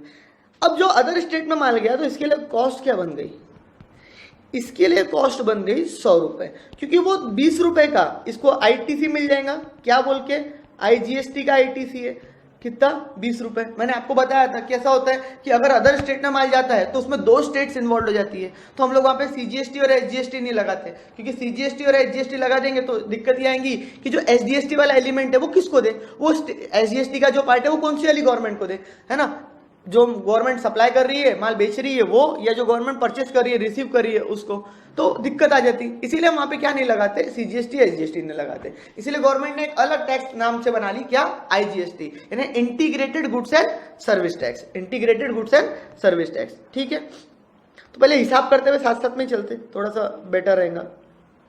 डब्ल्यू ने क्या कलेक्ट करा, सॉरी मैन्युफैक्चरर ने क्या कलेक्ट करा, तो MRM ने, हमारे मैन्युफैक्चरर ने कलेक्ट करा है, हमारे मैन्युफैक्चरर ने कलेक्ट करा है IGST, तो उसको IGST क्या निकलेगा, पेएबल, और IGST किसको ही देगा, वो सेंट्रल गवर्नमेंट को ही देगा। तो IGST कितना पे करेगा, वो जो उसने कलेक्ट करा, कितना, 20 रुपए, कितना कलेक्ट करा, 20 रुपए, और गवर्नमेंट को क्या पे कर देगा, IGST पे कर देगा। आगे आते हैं भाई, आगे हमारी कॉस्ट कितनी बन गई, 100 रुपए। ठीक है, अब यहाँ पे ये क्या जोड़ेगा, ये जोड़ेगा एक्सपेंस एंड प्रॉफिट। मैं यहाँ पे एक्सपेंस एंड प्रॉफिट के नाम पे जोड़ लेता हूँ, कितने जोड़ू, 5 रुपए जोड़ लो सर। ठीक है, ये होगी सर 105। तो मैं सेल्स कितने में करना चाहता हूँ, 105 रुपए में। मैं सेल्स कितने में करना चाहता हूँ, 105 रुपए में। समझ में आ रही बात, तो वो आ गई। अच्छा चलो यहाँ पे भी हम कितने रुपए लेते, 9 रुपए लेते, ताकि कंपेरिजन के लिए इजी हो। कितनी आ गई सेल्स 109। अब ये मेरे को देखना पड़ेगा कि ये माल जा कहाँ रहा है, रायपुर से ये माल कहाँ जा रहा है, विद इन स्टेट जा रहा है कि अदर स्टेट में जा रहा है। तो ठीक है भाई, विद इन स्टेट है कि अदर स्टेट है वो देखते हैं। तो हमारा जो रिटेलर भाई है, हमारा जो रिटेलर साहब है, वो रिटेलर साहब हमारे बैठे हैं, मान लो क्या मानोगे, वो भी रायपुर में बैठे हैं, सेम स्टेट में, सेम जगह, मतलब छत्तीसगढ़। तो ये कौन सा ट्रांजेक्शन हो गया, आहा क्या टैलेंट है बच्चे, एकदम चिल्ला चिल्ला के बोल रहे। इंट्रा स्टेट क्या हो गया ये, इंट्रा स्टेट। इंट्रा स्टेट मतलब विद इन स्टेट। तो विद इन स्टेट है तो मेरे भाई क्या लगाना पड़ेगा sir, CGST plus sir SGST। GST का रेट जो भी है उसके 2 टुकड़े कर देंगे साहब, 2 टुकड़े कर दिए। CGST 10% लगेगा, SGST लगेगा 10%। तो ये आ गया 10.90 और साहब ये भी आ गया 10.90। तो मेरे भाई कितना आ गया ये 109 प्लस 10.90 130.80। तो मेरी invoice value paid by R कितनी हो गई 130.80। कितनी हो गई 130.80। साथ साथ ही लिखते जाया करो। तो 130.80 हो गई मेरी इनवॉइस वैल्यू, किसके लिए, आर के लिए। तो आर ने पे कितना करा 130.80। जितना आर ने पे करा, समझ में आ रही बात, वो क्या पूरी उसकी कॉस्ट बनती है, नहीं, बार बार वही रिपीट कर रहा हूं, नहीं, वो उसके अंदर से जो काय का एलिमेंट है, क्रेडिट का एलिमेंट है, उसको मेरे को क्या करना पड़ेगा, अलग करना पड़ेगा। मतलब CGST SGST का पैसा उसको क्या मिलने वाला है, वापस मिलने वाला है। किसको वापस मिलने वाला है, आर को। तो आर के लिए कॉस्ट कितनी बनेगी, आर के लिए कॉस्ट बनेगी 109 और ITC बोल के जो उसने परचेस पे पे करा उसी का ITC वो क्लेम करेगा। जैसे होलसेलर ने पे करा था IGST, तो उसने काय का ITC मांगा, IGST का। ये पे कर रहा है रायपुर वाला रिटेलर, वो पे कर रहा है ITC CGST और SGST का। तो ये क्या पे करेगा, क्या मांगेगा, CGST और SGST। कितना कितना 10.90 10.90। समझ में आ रही बात। तो ये जो पे करेगा वही यहाँ पे क्रेडिट के तौर पे मांगेगा। शाबाश। अब थोड़ा से बात आती है हिसाब किताब की। तो होलसेलर का पहले हिसाब बाकी रह गया, मैन्युफैक्चरर का तो हो गया था। हिसाब मतलब क्या पेएबल निकलेगा, क्या उसको पे करना पड़ेगा। जो उसने ट्रांजेक्शन्स करा, माल बेचा, महीने भरे में जो भी उसने जो माल बेचा उसके ऊपर उसने जो जो कलेक्ट करा है और उसमें से उसने जो परचेसेस के ऊपर, इनपुट्स के ऊपर जो पे कर चुका है उसका उसको क्या मिल जाएगा, क्रेडिट मिल जाएगा, माइनस हो जाएगा। तो सबसे पहले हम लोग ऑलवेज देखते हैं कि क्या पेएबल निकलता है। तो हमने बोले थे पेएबल निकलता है दो चीजें का पेएबल। पहला पेएबल CGST, दूसरा SGST, क्योंकि जो कलेक्ट कर रहा है उसी का क्या मिलेगा, पेएबल मिलेगा, निकलेगा। तो यहाँ पे सबसे पहले मैं बात करूंगा CGST। अच्छा मैं 2 कॉलम बना दूं, आपको चलेगा। पेएबल निकालने के लिए मैं डायरेक्ट लिख दूं यहाँ पे, कोई दिक्कत नहीं सर, कोई दिक्कत नहीं है। तो CGST एंड SGST पेएबल। अरे कुछ नहीं, मैं काम बचा रहा हूं, कोई दिक्कत है काम बचाने में। आप लोग भी पेपर में बचा सकते हैं अगर आप, खैर अब तो बात ही नहीं है, लेकिन फिर भी ठीक है बचा सकते हैं। कैसे, पर्टिकुलर CGST SGST, ये 2 ही निकलने वाले हैं। क्यों ये 2 ही निकलेंगे, क्योंकि मैंने कलेक्ट कितने करा, ये 2 ही चीजें कलेक्ट करा है। तो ये 2 ही का पे को क्या निकलने वाला है, पेएबल निकलने वाला है। एक चीज यहाँ पे आप लोग पहले अच्छे से समझ लो, फिर आगे मैं बढ़ता हूँ। पेएबल हमेशा काय का आता है, जो मैं कलेक्ट करता हूँ। ध्यान से देख लो यहाँ पे ये पॉइंट, एक सेकंड गाइस। हाँ, पेएबल हमेशा कौन सी चीज का आता है, जो मैं क्या करता हूँ, कलेक्ट करता हूँ। तो मैंने यहाँ पे कलेक्ट करा C और S, और यही ट्रांजेक्शन में मैंने पे क्या करा था, I। तो मेरे को यहाँ पे क्रेडिट किसका मिलेगा, IGST का। तो जो क्रेडिट मैं लेने वाला हूँ वो किसका लेने वाला हूँ, इनपुट टैक्स क्रेडिट जो लेने वाला हूँ किसका लेने वाला हूँ, IGST का। क्योंकि मेरा IGST क्या है, यहाँ पे मेरा IGST मैंने पे कर रखा है। यहाँ पे हम आगे बढ़े थे रिटेलर के केस में, अगर आप देखे होंगे, एक सेकंड गाइस, अगर आप रिटेलर के केस में आगे बढ़ के देखते हैं तो वहां पे हमने क्या कलेक्ट वहां पे हम क्या कलेक्ट करेंगे वो डिपेंड करेगा, लेकिन पे क्या करें, CGST और SGST। ये देखो ना यहाँ पे तो दिख रहा है ये CGST और SGST। अरे ये रिटेलर नहीं तो पे करा ना, तो उसको क्रेडिट क्या मिलेगा, CGST और SGST का। तो इसी तरीके से हम पहले पेएबल जब लिखते हैं ऊपर, आउटपुट टैक्स जो निकाल लिखते हैं वो वही लिखते हैं जो हम क्या कर रहे हैं, कलेक्ट कर रहे हैं। ठीक है, तो CGST और SGST। तो यहाँ पे मैं बोलूंगा मेरी GST, अब दोनों है तो यहाँ पे मैं लिख देता हूँ एक ही कॉलम में, GST कलेक्टेड ऑन सेल्स, जिसको आप आउटपुट भी बोल सकते हैं बच्चा। कितना कलेक्ट करा मैंने जीएसटी? यस, होलसेलर ने। ये किसका हिसाब कर रहे हैं हम? होलसेलर का, डब्ल्यू है ना, किसका हिसाब कर रहे हैं हम? डब्ल्यू का। ठीक है, तो कितना कलेक्ट करा? 10.90 उसने सीजीएसटी कलेक्ट करा, 10.90 उसने एसजीएसटी कलेक्ट करा। अब इसमें से मैं माइनस करता हूँ कुछ चीजें। थोड़ा सा ये चीज समझने के लिए आपको एक क्या समझाता हूं मैं, क्रेडिट रूल। यानी यहां तक अभी आपको अगर समझ गया होगा तो बहुत ही अच्छा है, बट इसके बाद अगर आपको आगे समझना है, यानी यह माइनस करने में मैं जो रुक गया, ये समझने के लिए मैं एक सबसे इंपॉर्टेंट चीज आपको पढ़ाने जा रहा हूं, जिसका लास्ट टाइम है ना क्या भी आया, जिसमें अमेंडमेंट भी आया है, चेंजेस भी आए हैं। तो जो पुराने बच्चे भी देख रहे होंगे ये वीडियो को, उनके लिए भी इंपॉर्टेंट है ये, है ना, क्योंकि पुराने में जो अमेंडमेंट आया है, चेंजेस आया है, वो आपको मैं समझाने जा रहा हूं। क्योंकि अब आपके दिमाग में एक डाउट क्रिएट करा मैंने। वो डाउट क्या क्रिएट करा? सर यहाँ पे मेरे को पे करना है गवर्नमेंट को सी और एस, क्योंकि गवर्नमेंट के लिए मैंने सी और एस कलेक्ट करा, सेंट्रल का स्टेट जीएसटी और स्टेट का जीएसटी, बट मेरे पास जो क्रेडिट है वो क्रेडिट मेरे पास है आईजीएसटी का, मतलब integrated goods and service tax का। तो क्या मैं उसको इसमें से माइनस कर सकता हूं? मतलब मैं सेंट्रल गवर्नमेंट को जो मेरे को देना है 10.90, स्टेट गवर्नमेंट को जो देना है 10.90, उसमें से मैंने जो आईजीएसटी पे कर रखा है सेंट्रल गवर्नमेंट को, अलग नाम से पे कर रखा है आईजीएसटी, क्या वो आईजीएसटी का पैसा मैं एडजस्ट कर सकता हूं एक दूसरे के अगेंस्ट में? मैं क्या उसका बेनिफिट ले सकता हूं? क्या क्रेडिट क्लेम कर सकता हूं? ये जो फंडा है, इसी को मेरा बोला जाता है क्रेडिट, इसी को मेरे क्या बोला जाता है? Credit rules. मतलब इसी को बोला जाता है मैनर ऑफ यूटिलाइजेशन। यूटिलाइजेशन मतलब जो इनपुट टैक्स है, जो मैं आईटीसी पे करता हूं अपने काय के ऊपर, इनपुट्स के ऊपर, वो आईटीसी का मैं यूटिलाइजेशन क्या इन दोनों के अगेंस्ट में, सीजीएसटी एचजीएसटी के अगेंस्ट में कर सकता हूं। तो वो सारी बातें अगर समझनी है तो इस एग्जाम्पल को मैं 2 मिनट के लिए काय पे डालता हूं, होल्ड पे डालता हूं और आपको वो समझाता हूं, and that is very very very very important. समझ में आ रही बात? बहुत ज्यादा इंपॉर्टेंट है मेरे बच्चा, आराम से समझना, कोई हाई गड़बड़ी नहीं है, बहुत आराम से समझेंगे, एक एक वर्ड, एक एक चीजें देखिए।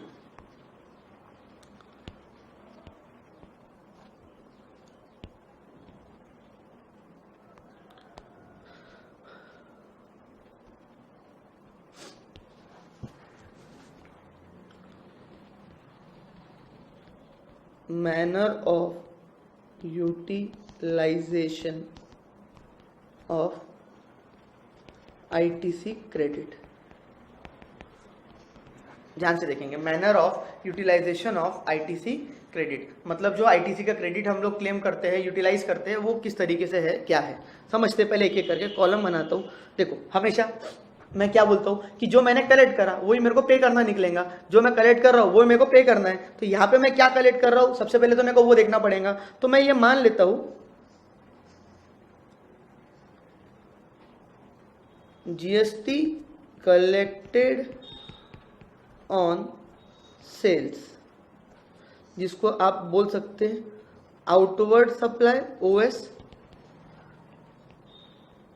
मैं यहाँ पे नीचे लिख देता हूँ, चलो, इसको हम बोल सकते हैं आउटवर्ड सप्लाई।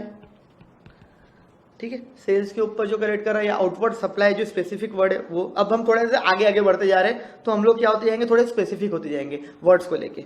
ठीक है, मतलब आउटपुट के ऊपर, मतलब सेल्स के ऊपर जो हमने टैक्स क्या करे, कलेक्ट करे। तो हो सकता है वो हमने कलेक्ट करा होगा आईजीएसटी, हो सकता है वो हमने कलेक्ट करा होगा सीजीएसटी, और ये भी हो सकता है भाई साहब हमने कलेक्ट करा होगा एसजीएसटी। मतलब ये अलग अलग टैक्सेस हमने कलेक्ट करे होंगे। आईजीएसटी भी कलेक्ट करा हो सकता, सीजीएसटी भी कलेक्ट करा हो सकता, और एचजीएसटी भी कलेक्ट करा हो सकता। एक ट्रांजैक्शन में तीनों भी हो सकते हैं। अरे एक सिंपल से एग्जांपल लो ना, एक बंदा है, थोड़ा सा आगे की बात करते हैं। एक बंदा है, मैंने भरे में वो इंटर स्टेट भी माल बेचता और इंट्रा भी बेचता, मतलब इंटर मतलब बाहर स्टेट में भी बेचता, अदर स्टेट में भी बेचता, और कहां पे भी बेचता, विद इन स्टेट में भी बेच सकता। अभी अभी जो मैं आपके लिए एग्जांपल्स ले रहा था, इतनी देर से ले रहा हूं, वो एग्जांपल्स में मैं सिर्फ एक ही एक चीज दिखा रहा हूं। क्यों? क्योंकि एक सिंपल से छोटे छोटे वो एग्जांपल्स है, वहां पे मैं एक ही एक चीज दिखा रहा हूं। बट प्रैक्टिकल लाइफ की अगर मैं बात करूं तो प्रैक्टिकल लाइफ में तो दोनों हो सकते हैं ना। जरूरी थोड़ी ना है कि एक बंदा रिस्ट्रिक्टेड है कि बस वो विद इन स्टेट ही माल बेचेगा, और एक बंदा रिस्ट्रिक्टेड है कि वो अदर स्टेट में माल नहीं बेचेगा। ऐसा तो नहीं है। एक बंदा विद इन स्टेट और एक बंदा, एक सेकंड गाइस, एक बंदा विद इन स्टेट और एक बंदा अदर स्टेट, ये दोनों जगह क्या कर सकता है, माल बेच सकता है। मतलब एट अ टाइम आप लोग आईजीएसटी भी कलेक्ट करते हो, एट अ टाइम आप सीजीएसटी और एचजीएसटी भी कलेक्ट करते हो। आपको तीनों कलेक्शन एक साथ पॉसिबल हो है, मतलब तीनों कलेक्शन आपके एक साथ हो सकते हैं। अरे गेटिंग माय पॉइंट? तो ये तीनों कलेक्शन आपके हो सकते हैं। तो मैंने क्या बोला, जीएसटी कलेक्टेड ऑन सेल्स, या उसी को हम बोलते हैं आउटवर्ड सप्लाई। आउटवर्ड मतलब जो हम माल बेच रहे हैं, माल सप्लाई हो रहा है हमारा, उसके ऊपर जो हम क्या कलेक्ट कर रहे हैं, टैक्सेस कलेक्ट कर रहे हैं, है ना। इसी को और भी नाम है बच्चा, अगर आपको मैं पूरे पूरे नाम से यहाँ पे लिखूं, क्योंकि पेपर में कुछ भी लिख के दे सकते हो वो लोग, कुछ भी बोल सकते हैं, तो आपको सारे नाम पता होने चाहिए। तो यहाँ पे इसको हम और एक नाम दे सकते हैं, और एक नाम बोल सकते हैं, ध्यान से देखेंगे, और इसको हम बोल सकते हैं output GST collected on supply sales, outward supply या आउटपुट, ठीक है, ये आ गया। अब इसमें से मैं माइनस करता हूं जीएसटी पेड ऑन इनपुट्स, जिसको आप इनपुट्स बोल सकते हैं, जिसको आप इनवर्ड सप्लाई, ये एक और वर्ड आ गया। आउटवर्ड मतलब बेचना, इनवर्ड मतलब परचेस करना, या इसको आप परचेस भी बोलना चाहो तो परचेस भी बोल सकते हैं। तो जीएसटी जो हमने इनपुट्स के ऊपर पे करा, जो हमने आउट इनवर्ड सप्लाईज के ऊपर पे करा, और जो हमने काय के ऊपर पे करा, परचेसेस के ऊपर पे करा, उसका हमको क्या क्लेम करना है, ITC, and that ITC is nothing but input tax credit, and that ITC is nothing but input tax credit। आगे बढ़ते हैं भाई साहब, और आगे चलते धीरे धीरे, ठीक है। अब एक एक करके देखेंगे। तो ये आ गया मेरा GST collected on sales, IGST, CGST और एसजीएसटी, ठीक है। अब यहाँ पे मैं आपको बता रहा हूँ किस तरीके से हम लोग क्या करते हैं। सबसे पहले हम लोग जो भी हमारे पास, ध्यान से सुनना यहाँ पे बात, सबसे पहले जो भी हमारे पास क्या अवेलेबल है, आईजीएसटी अवेलेबल है, मतलब इंटीग्रेटेड जीएसटी, मतलब जो भी हमने इंटीग्रेटेड जीएसटी परचेसेस इनपुट्स के ऊपर पे कर रखा है ना, उसका क्रेडिट हमारे पास अवेलेबल है, उसका बैलेंस हमारे पास अवेलेबल है। तो जो भी क्रेडिट और बैलेंस हमारे पास उसका अवेलेबल है मेरे बच्चा, वो क्रेडिट हम पहले पूरी तरीके से क्या कर देंगे, खत्म कर देंगे, जीरो कर देंगे, यूटिलाइज कर देंगे। सर नहीं समझ रहे आप क्या बोलना चाह रहे, ध्यान से समझो। मेरे को क्या क्या पे करना है यहाँ पे, मेरे को आईजीएसटी पे करना है, मेरे को सीजीएसटी पे करना है, मेरे को एसजीएसटी पे करना है, मेरे को ये तीनों चीजें पे करना है। तो जो मेरे को आईजीएसटी, सीजीएसटी और एसजीएसटी पे करना है, वो सीजीएसटी, एसजीएसटी और आईजीएसटी पे करना है जो मेरे को, मान लो वो पे करना है एग्जांपल के लिए 100 रुपए, 100 रुपए, 100 रुपए, एग्जांपल ले रहा हूं मैं। तीनों मेरे को कितने कितने पे करना है, मैंने सेल्स के ऊपर आईजीएसटी कलेक्ट करा 100 रुपए, सीजीएसटी कलेक्ट करा 100 रुपए। ध्यान से समझना, समझने में टाइम लगेगा लेकिन एक ही बार लाइफ में समझना है ना, तो और अच्छे से समझ में आ जाएगा आपको। 100 रुपए, 100 रुपए सीजीएसटी, 100 रुपए एसजीएसटी, टोटल मैंने कितना कलेक्ट कर लिया, 300 रुपए, अलग अलग नामों से। ये मेरे को गवर्नमेंट को पे करना है। और मैंने हमेशा आपको क्या बताया है कि पे करने का तरीका क्या होता है। हम लोग बोलते हैं कि जो भी आप लोगों ने कलेक्ट करा, उसमें से आपने जो ऑलरेडी परचेसेस के ऊपर, इनपुट्स के ऊपर पे कर रखा है, उससे उसको एडजस्ट कर दो। मतलब मैं सबसे पहले एक बात हमेशा बोलते आया हूं कि भैया आप जो भी कलेक्ट करते हो, जीएसटी आप जो भी क्या करते हो, कलेक्ट करते हो, है ना। मान लो आपने 100 रुपए कलेक्ट करा, तो इसको पे करने का तरीका क्या है। इसके पे करने के दो तरीके हैं। एक जो आपने इनपुट्स के ऊपर क्रेडिट है वो यूज करो, और दूसरा इसको आप कैश या बैंक के थ्रू गवर्नमेंट को क्या करो, पेमेंट करो। तो सबसे पहले तो आप ये देखोगे ना कि मेरा इनपुट्स कितना पड़ा है, उससे मैं पहले एडजस्ट कर देता हूँ, इसी को हम बोलते हैं एडजस्ट कर लेना। और बचा हुआ फिर मैं काय के थ्रू पे कर दूंगा, कैश के थ्रू। जैसे पहले वाले एग्जांपल में मैंने कलेक्ट करा था 11.60, उसमें से मैंने 10.90 ऑलरेडी पे कर रखा था, तो 0.6 मेरा बचता था, तो वो 0.6 मैं काय के रूप में पे कर देता था, मैं 0.6 पे कर देता था कैश के रूप में। तो और उसमें से 10.90 मैंने काय के रूप में पे करा, क्रेडिट के रूप में। देखो अल्टीमेटली जो मैं कलेक्ट कर रहा हूँ, है ना, उसको मेरे को गवर्नमेंट को पहुंचाना है, तो वो मैं काय के तौर पर पे करता हूँ। वो मेरे को सिर्फ इतना बाइफर्केशन समझना है कि भाई मैंने जो कलेक्ट करा, वॉटेवर मैं कलेक्ट कर रहा हूं, वो कलेक्ट करने के ऊपर मैंने जितना ऑलरेडी पे कर रखा है, मतलब इनपुट्स के ऊपर, वो एडजस्ट कर लूंगा और बचा हुआ कैश वगैरह से पे कर दूंगा। तो खैर आते इधर, मैंने 100 रुपए मैंने तीनों कलेक्ट कर रखे थे, बट मैंने पहले के कुछ पे भी तो कर रखे होंगे ना। तो यहाँ पे मेरे को नीचे लिख के दिया गया है अलग से, आपको मैं बताता हूं कि मेरे पास आईजीएसटी का आईटीसी, आईजीएसटी का आईटीसी, इसका बैलेंस है 170 रुपए। सीजीएसटी का आईटीसी, इसका बैलेंस है 30 रुपए। और एसजीएसटी का आईटीसी, इसका मेरे पास बैलेंस है 30 रुपए। ठीक है, ये मेरे पास तीनों के आईजीएसटी सीजीएसटी के क्या है, आईटीसी है, इनपुट्स अवेलेबल है। मैं यहाँ पे लिख देता हूँ इनपुट क्रेडिट अवेलेबल, ये मेरे इनपुट क्रेडिट क्या है, अवेलेबल है। बेटा मैं जैसा बोल रहा हूँ, जैसे तरीके से समझा रहा हूँ वैसे समझो, ठीक है। सबसे पहले मेरे को यहाँ पे क्या बोला मैंने, पे क्या करना है, आईजीएसटी, सीजीएसटी और एसजीएसटी। लेकिन सबसे पहले मैं क्या पे करता हूँ, आईजीएसटी। ऑलवेज रिमेंबर, जो भी मेरा आईजीएसटी का कलेक्शन है सबसे पहले मेरे को वो पे करना है, और वो भी कैसे पे करना है, वो मेरे को पे करना है जो भी मेरे पास आईजीएसटी का क्रेडिट बैलेंस है, जो भी मेरे पास आईजीएसटी का पेमेंट है, मतलब जो भी मैंने इंटर स्टेट परचेसेस किए हुए हैं, मतलब जो बाहर से मैंने परचेसेस किए हुए हैं उसके ऊपर जो मैंने आईजीएसटी पे कर रखा है, सबसे पहले मैं वो बैलेंस उसके अगेंस्ट में क्या करूंगा, यूटिलाइज करूंगा। तो मेरे पास यहां पे काय का क्रेडिट है, मेरे पास यहां पे है आईजीएसटी का। तो आईजीएसटी के अगेंस्ट में से मैं सबसे पहले क्या यूज करता हूं, आईजीएसटी। पहला प्रेफरेंस मैं किसको देता हूं, आईजीएसटी के अगेंस्ट में एडजस्ट करने के लिए आईजीएसटी को। 1 नंबर लिखने का मतलब पहले मैं इसमें से ये एडजस्ट करूंगा, है ना। अगर ये आईजीएसटी यहां से एडजस्ट हो जाता है तो बात ही खत्म। मतलब मेरे को 100 रुपए पे करना है और आईजीएसटी मेरे पास कितना पड़ा हुआ है, ध्यान से देखेंगे, आईजीएसटी मेरे पास कितना पड़ा हुआ है, 170 रुपए। तो 170 में से मेरे को कितना पे करना है, 100 मैंने माइनस कर दिया। तो यहां से मैं कितना माइनस कर दूंगा, 100 रुपए, है ना। ये 100 रुपए मैंने काय का क्रेडिट ले लिया, आईजीएसटी का आईटीसी। एक सेकंड मैं थोड़ा अच्छे तरीके से लिख देता हूं आप लोगों को समझ में आने के लिए, आईटीसी आईजीएसटी।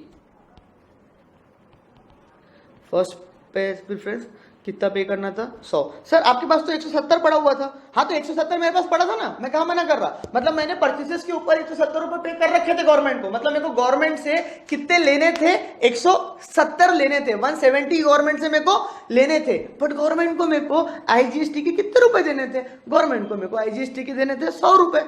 जब मेरे को 170 भले ही लेने थे लेकिन 100 रुपए ही देने थे, तो मैं एडजस्ट कितना ही करूंगा, मैं एडजस्ट करूंगा सिर्फ 100 रुपए, क्योंकि देने तो 100 ही है ना। तो यहां से मैंने कितना एडजस्ट कर दिया, 100 रुपए एडजस्ट कर दिया। अरे गेटिंग माय पॉइंट। अभी भी मेरे पास आईजीएसटी पड़ा हुआ है। हाँ साहब आपके पास अभी भी आईजीएसटी पड़ा हुआ है ना, और आपको अभी भी बाकी चीजें पे करनी है। हाँ मेरे को बाकी चीजें भी पे करनी है, तो वो बाकी चीजें से मैं पहले आईजीएसटी को क्या करूंगा, एडजस्ट। सर आपके पास सीजीएसटी और एचजीएसटी भी पड़ा हुआ है, उससे मेरे को कोई लेना देना नहीं। पहले तो मैं ये देखूंगा कि ये जो 170 रुपए का आईजीएसटी का क्रेडिट मेरे पास पड़ा हुआ है, ये जो 170 रुपए का आईजीएसटी मेरे पास है, ये पूरा खत्म हो गया या नहीं हुआ। मतलब 170 में से मेरे 100 एडजस्ट हो गए, बचे कितने अभी बैलेंस, 70। 170 में से मैंने 100 काय के अगेंस्ट में यूज करे, आईजीएसटी के। अब मेरे पास बैलेंस कितने बचे, 70। अब गवर्नमेंट बोलती है ये जो 70 रुपए है ना, ये 70 रुपए तू सेंट्रल गवर्नमेंट या स्टेट गवर्नमेंट दोनों में से किस में से भी यूटिलाइज कर सकता, हमको कोई आपत्ति नहीं है। मतलब तू चाहे तो ये पूरे 70 रुपए यहां से ले ले और यहां पे 0 ले ले, तो तेरा आईजीएसटी खत्म हो जाएगा। समझ में आ रही बात। वापस से तेरे पास कितने रुपए एक्स्ट्रा बचे आईजीएसटी के, यानी जो गवर्नमेंट के तेरे को आईजीएसटी के नाम से वापस लेने हैं, कितने रुपए, 70 रुपए। तो वापस नहीं देंगे, बोले तू क्या कर ले, उसको तेरे सीजीएसटी और एसजीएसटी में से एडजस्ट कर ले। तो तेरा सीजीएसटी कितना है, बोले मैं बोला 100 रुपए देना है मेरे को। अच्छा बोले तो उसमें से तू 70 पूरे माइनस कर ले। या बोले तो एसजीएसटी कितने देना है, मैं बोला 100 रुपए, तो उसमें तो 100 रुपए एडजस्ट कर ले, 70 रुपए एडजस्ट कर ले, कोई दिक्कत नहीं है। मतलब तुम्हारे ऊपर है, ऐसा भी कर सकता मैं, या ऐसा भी कर सकता, यहां से मैं 0 ले लूं और यहां से पूरे 70 ले लूं, ये भी चलेगा। मतलब मेरी मर्जी। मतलब मेरे को जो यूटिलाइज करना है आईजीएसटी, वो मैं चाहूं तो सीजीएसटी से यूटिलाइज कर सकता, चाहूं तो एसजीएसटी से। बट मेरा पर्पस क्या है, मेरा पर्पस यहां पे ये है कि जो भी वॉट एवर क्रेडिट मेरे पास काय का पड़ा हुआ है आईजीएसटी का, सबसे पहले मैं उसको पूरी तरीके से एग्जॉस्ट कर दूं, खत्म कर दूं। एक भी रुपए मेरे पास आईजीएसटी का क्रेडिट नहीं बचना चाहिए। पहले मैं सबसे पहले हमेशा ये ट्राई करूंगा कि उसको क्या कर दूं, मैं खत्म कर दूं। अभी आप ये भी देख रहे होंगे कि मेरे पास सीजीएसटी और एचजीएसटी भी बढ़ा हुआ है 30-30 रुपए। मतलब सेंट्रल को पैसे देना है मेरे को 100 और सेंट्रल से ही मेरे को 30 लेना है, स्टेट को 100 देना है, स्टेट से ही मेरे को 30 लेना है। समझ में आ रही बात। बट उसको मैंने हाथ लगाया क्या, नहीं, उसको बाजू में रख दिया मैंने। वो जो 30 रुपए मेरे को सेंट्रल से लेने हैं, स्टेट से लेने हैं, उसको बाजू में रख दिया। सबसे पहले मैंने बोला जो मेरे को आईजीएसटी के पैसे लेने हैं गवर्नमेंट से, मैं उसको हम पहले पूरी तरीके से क्या करूंगा, खत्म करूंगा। तभी मैंने कसम खा ली कि मैं पहले इसको चूज करूंगा। समझ में आ रही बात। और उसके बाद ही मैं सीजीएसटी और एचजीएसटी का आईटीसी क्या करूंगा, यूज करूंगा। तो खैर ठीक है, पहले आगे बढ़ते थोड़ा सा। तो ये 70 ऐसा भी ले सकते हैं, या पूरा सीजीएसटी से ले ले या पूरा एचजीएसटी से। अच्छा सर ऐसे नहीं ले सकते क्या, कैसे, मैं यहां से 40 रुपए लूं, यहां से 30 लूं, चलता, ₹70 खत्म करने हैं मेरे को, है ना, IGST के। तुम कोई भी प्रपोर्शन में ले सकते, 40 यहाँ से ले सकते, 30 यहाँ से ले सकते, तुमको चाहिए तो 20 यहाँ से ले सकते, 50 यहाँ से ले सकते, मतलब whatever proportion you want you can take. मतलब तुम जो IGST का ITC बचता है आफ्टर यूटिलाइजिंग IGST में से, मतलब आपने सबसे पहले क्या करा, 1 नंबर पे ITC का IGST से एडजस्ट कर लिया। मतलब IGST आपको पेमेंट करना था आउटवर्ड का गवर्नमेंट को, क्योंकि आपने गवर्नमेंट के लिए कलेक्ट करे थे, तो उसमें से पहले आपने ITC उसका यूज कर लिया, जितना भी उसका था। ₹100 था, ₹100, मान लो यहाँ पे 100 की जगह 200 होता तो 200 में पहले एडजस्ट हुए मेरे पास, तो एडजस्ट करता। यानी यहां से होने के बाद मैं उसको काय में से यूज करता हूं, मैं उसको यूज करता हूं हमारे CGST और SGST में से एनी प्रपोर्शन। कोई उसमें ऐसा भेदभाव नहीं है ना। बट मैं चाहिए तो मैं ₹70 कहां से पहले यूज कर लेता हूं, यहां से यूज कर लेता हूं, ठीक है। और जब 70 मैंने यहां से क्या यूज करे, ITC काय का, IGST का, कितने रुपए यूज कर लिया मैंने यहाँ पे, ₹70 यूज कर लिए। कितने रुपए यूज कर लिए, 70। तो यहाँ पे मेरे पास बचा क्या, नहीं। अगर होता तो मैं यहाँ से यूज करता, बट ITC IGST यहाँ से मैं कुछ भी यूज कर रहा हूँ क्या, नहीं, क्योंकि ये क्या हो गया, 0। तो फर्स्ट आप देखो, सबसे पहले मेरे पास ITC था, जो देखो ये पेमेंट करने का तरीका है। मेरे को पे करना था ₹100 IGST, ₹100 CGST, ₹100 SGST। उसमें से मैं यूटिलाइज करूंगा ITC IGST का, ITC IGST का सबसे पहले, तीनों में से, है ना। तो पहले मेरे को वो खत्म करना है। ITC IGST का मेरे पास कितने का था, ₹170 का था। मतलब परचेसेस के ऊपर कितना पे कर रखा था मैंने, अलग से देख लू, वर्किंग बना लूंगा मैं, कितना, ₹170। तो ये मैंने उसमें से माइनस कर दिया IGST। अब इसके बाद चाहिए मैं वो माइनस कर सकता है, यहाँ पे मैंने CGST माइनस करा, चाहूँ तो मैं SGST भी कर सकता। तो मेरा ये खत्म हो गया, हाँ मेरा खत्म हो गया ये, है ना। मैं यहाँ पे लिख दूंगा आपके लिए, इसको स्टार बना देता हूँ ताकि आपको ख्याल रहे। नीचे लिख देता हूँ या ऊपर लिख देता हूँ। स्टार का मतलब ITC of IGST can be utilized in any proportion from CGST and SGST। कोई भी प्रोपोर्शन में मैं क्या कर सकता हूँ, यूज कर सकता हूँ। तो मैंने अभी सिंपल से रखने के लिए उसको क्या करा, ₹70 यहाँ से यूटिलाइज कर लिए। हम लोग भी एक पेपर पॉइंट ऑफ व्यू के, प्रैक्टिकल के लिए तो आपको समझ में आ गया होगा, लेकिन पेपर पॉइंट ऑफ व्यू के लिए एक रूल बना के चल लेंगे, है ना। आपको चाहिए तो आप यहाँ से पूरे ₹70 यहाँ से क्या कर लो, यूटिलाइज कर लो, कोई आपत्ति नहीं है। समझ में? तो फर्स्ट इसको प्रेफरेंस दिया, सेकंड में CGST को दूंगा, थर्ड में SGST को दूंगा। बताने के लिए मैंने दोनों केसेस बता दिए कि आप एनी प्रपोर्शन में यूज कर सकते हैं, बट पेपर में आप चाहिए तो ज्यादा उसमें कंफ्यूजन ना रखते हुए पहले I से करेंगे, फिर I को C से करेंगे, फिर I को ही IGST को ही किससे करेंगे, S से करेंगे। वापस से IGST को हमने यूज करे पहले IGST के अगेंस्ट में, फिर वही IGST को हमने यूज करे CGST के अगेंस्ट में, फिर बैलेंस जो बचा वो यूज करे हमने SGST के अगेंस्ट में। समझ में आ रही बात? लेकिन आपको चाहिए तो आप मैनर कुछ भी रख सकते हैं। समझ में आ गया होगा फंडा, ठीक है। अच्छा, अब मेरे पास ध्यान से देखो, तो ये ₹100 मेरे को देने थे, ये ₹100 मैंने दे दिए, खत्म हो गया हिसाब, कोई दिक्कत नहीं है। यहां पे 100 देने थे, बट मैंने कितने दिए, 70। यहां पे 100 देने थे, मतलब मैंने कितने दिए, 0, मतलब ₹1 भी नहीं दिए, है ना। मतलब मेरे को यहाँ पे अभी भी ₹100 देने, ₹30 देने गवर्नमेंट को, और यहाँ पे कितने देने हैं, ₹100 देने हैं। तो मेरे पास अभी क्या अवेलेबल है, मेरे पास जो अवेलेबल है मैं उसको यूज करूंगा। तो इसके बाद मैं अपना, मेरा IGST खत्म होने के बाद मैं अपना यूज करता हूँ CGST और SGST। और वो तो CGST और SGST जो है वो सबसे पहले आप काय में से यूज करोगे, यानी फोर्थ मेरा क्या आएगा,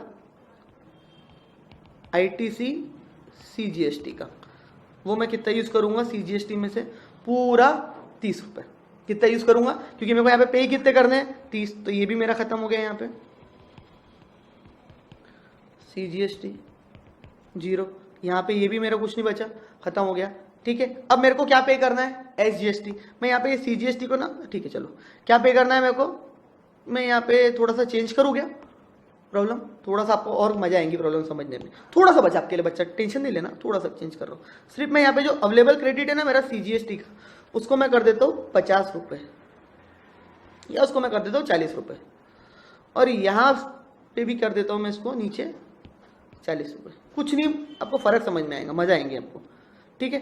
तो यहाँ पे मेरे पास कितना क्रेडिट था, 40 रुपए सीजीएसटी का है। अब मैं यहाँ पे देखूंगा मेरा आईटीसी खत्म हो गया क्या? हाँ सर मेरा आईटीसी पूरा खत्म हो गया, एक भी रुपए मेरा आईजीएसटी नहीं बचा, काय का? आईटीसी का। आईटीसी का आईजीएसटी एक भी रुपए अगर नहीं बच रहा है तो बस उसके बाद ही मैं काय पे आऊंगा, मेरा जो आईटीसी काय का है, सेंट्रल गवर्नमेंट और स्टेट गवर्नमेंट का है, सीजीएसटी और एसजीएसटी का। तो मैं उस पर आया, वो कितना कितना मेरे पास पड़ा है? 40-40 पड़ा हुआ है, ठीक है।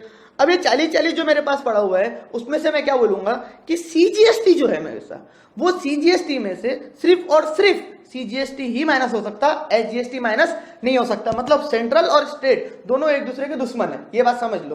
तुम सेंट्रल का टैक्स किसके अगेंस्ट में एडजस्ट नहीं कर सकते? स्टेट के अगेंस्ट में। स्टेट का टैक्स किसके अगेंस्ट में एडजस्ट नहीं कर सकते? सेंट्रल के अगेंस्ट में। वापस से, सेंट्रल का टैक्स स्टेट के अगेंस्ट में एडजस्ट नहीं हो सकता, स्टेट का टैक्स सेंट्रल के अगेंस्ट में एडजस्ट नहीं हो सकता। बट सर आईजीएसटी भी तो सेंट्रल का है ना? नहीं, वो दोनों का है, वो मिक्सचर है, वो एकदम बढ़िया वाला है, उसमें वो सब में से एडजस्ट हो सकता है, उसको छोड़ दो आप। लेकिन जो सीजीएसटी और एसजीएसटी है, सेंट्रल और स्टेट का जो टैक्स है, वो एक दूसरे के अगेंस्ट में बिल्कुल भी क्या नहीं हो सकता? एडजस्ट नहीं हो सकता। एक भी रुपए क्या नहीं हो सकता? एडजस्ट नहीं हो सकता। तो आईटीसी ऑफ सीजीएसटी कितना? 30 रुपए। ये यहां से मैंने माइनस कर दिया है ना, और यहां से लिख दिया -30। अभी भी मेरे पास कितना बचा हुआ है? सीजीएसटी आईटीसी 10 रुपए अभी भी बचा हुआ है। सर आपने पूरा 40 रुपए क्यों माइनस नहीं करे? अभी मेरे को देना ही 30 रुपए था ना। देख 100 रुपए देना था, 100 में से 70 मैं काय के रूप में दे चुका आईजीएसटी के, बचा कितना था? 30 रुपए। तो मेरे को कितने देने थे? 30 रुपए। तो भले मेरे पास 40 रुपए अवेलेबल थे तो क्या मैं पूरा 40 रुपए पे कर दूंगा? कैसी बात कर रहे हैं? देना मेरे को 100 रुपए, तो अल्टीमेटली तो 100 रुपए देना पड़ेगा ना। तो सीजीएसटी में से मैंने क्या माइनस कर दिया? आईजीएसटी पहले और बाद में सीजीएसटी कर दिया। अच्छा, तो मेरा यहां पे खत्म हो गया, ठीक है। अब मेरे को अगर वो जो सीजीएसटी का 10 रुपए है उसको यूज करना है, उसका क्या करूंगा बताता हूं, रुक जाओ। ये 10 रुपए मैं चाहूं तो मैं यहां से यूज कर सकता हूं, 5th आईटीसी सीजीएसटी यूज कर सकता हूं, बट 0 यूज करूंगा। क्यों 0 यूज करूंगा? क्योंकि मेरे पास जरूरत ही नहीं है। देखो 100 रुपए मेरे को आईजीएसटी के देने थे, ये आईजीएसटी के मैंने दे दिए, बट ये समझाने के लिए मैं लिख रहा हूं कि मैं ये सीजीएसटी और कहां से यूज कर सकता हूं। सीजीएसटी में चाहूं तो मैं कहां से बिल्कुल यूज कर सकता हूं, बेशक कि यूज कर सकता हूं कहां से? हमारे आईजीएसटी में से यूज कर सकता हूं। क्लियर? माइनस कर दिया, लेकिन है नहीं, जरूरत नहीं है देने की, ठीक है। अब मेरे को क्या पे करना है? 100 रुपए पूरे बचे मेरे को पे करने के। क्या 100 रुपए मेरे को पूरे एसजीएसटी पे करने के बचे? और अब मेरे पास एसजीएसटी का क्रेडिट अवेलेबल है क्या? हाँ सर। कितना? 40 रुपए। मेरे को पे कितने करने हैं साहब? मेरे को पे करने हैं,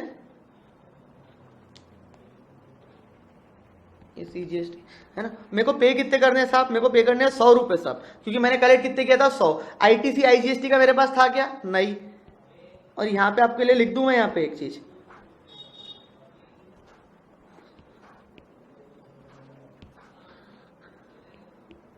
सीजीएसटी के अगेंस्ट में ये कभी नहीं मिलता। मतलब एसजीएसटी में से आप क्या माइनस नहीं कर सकते? सीजीएसटी माइनस नहीं कर सकते।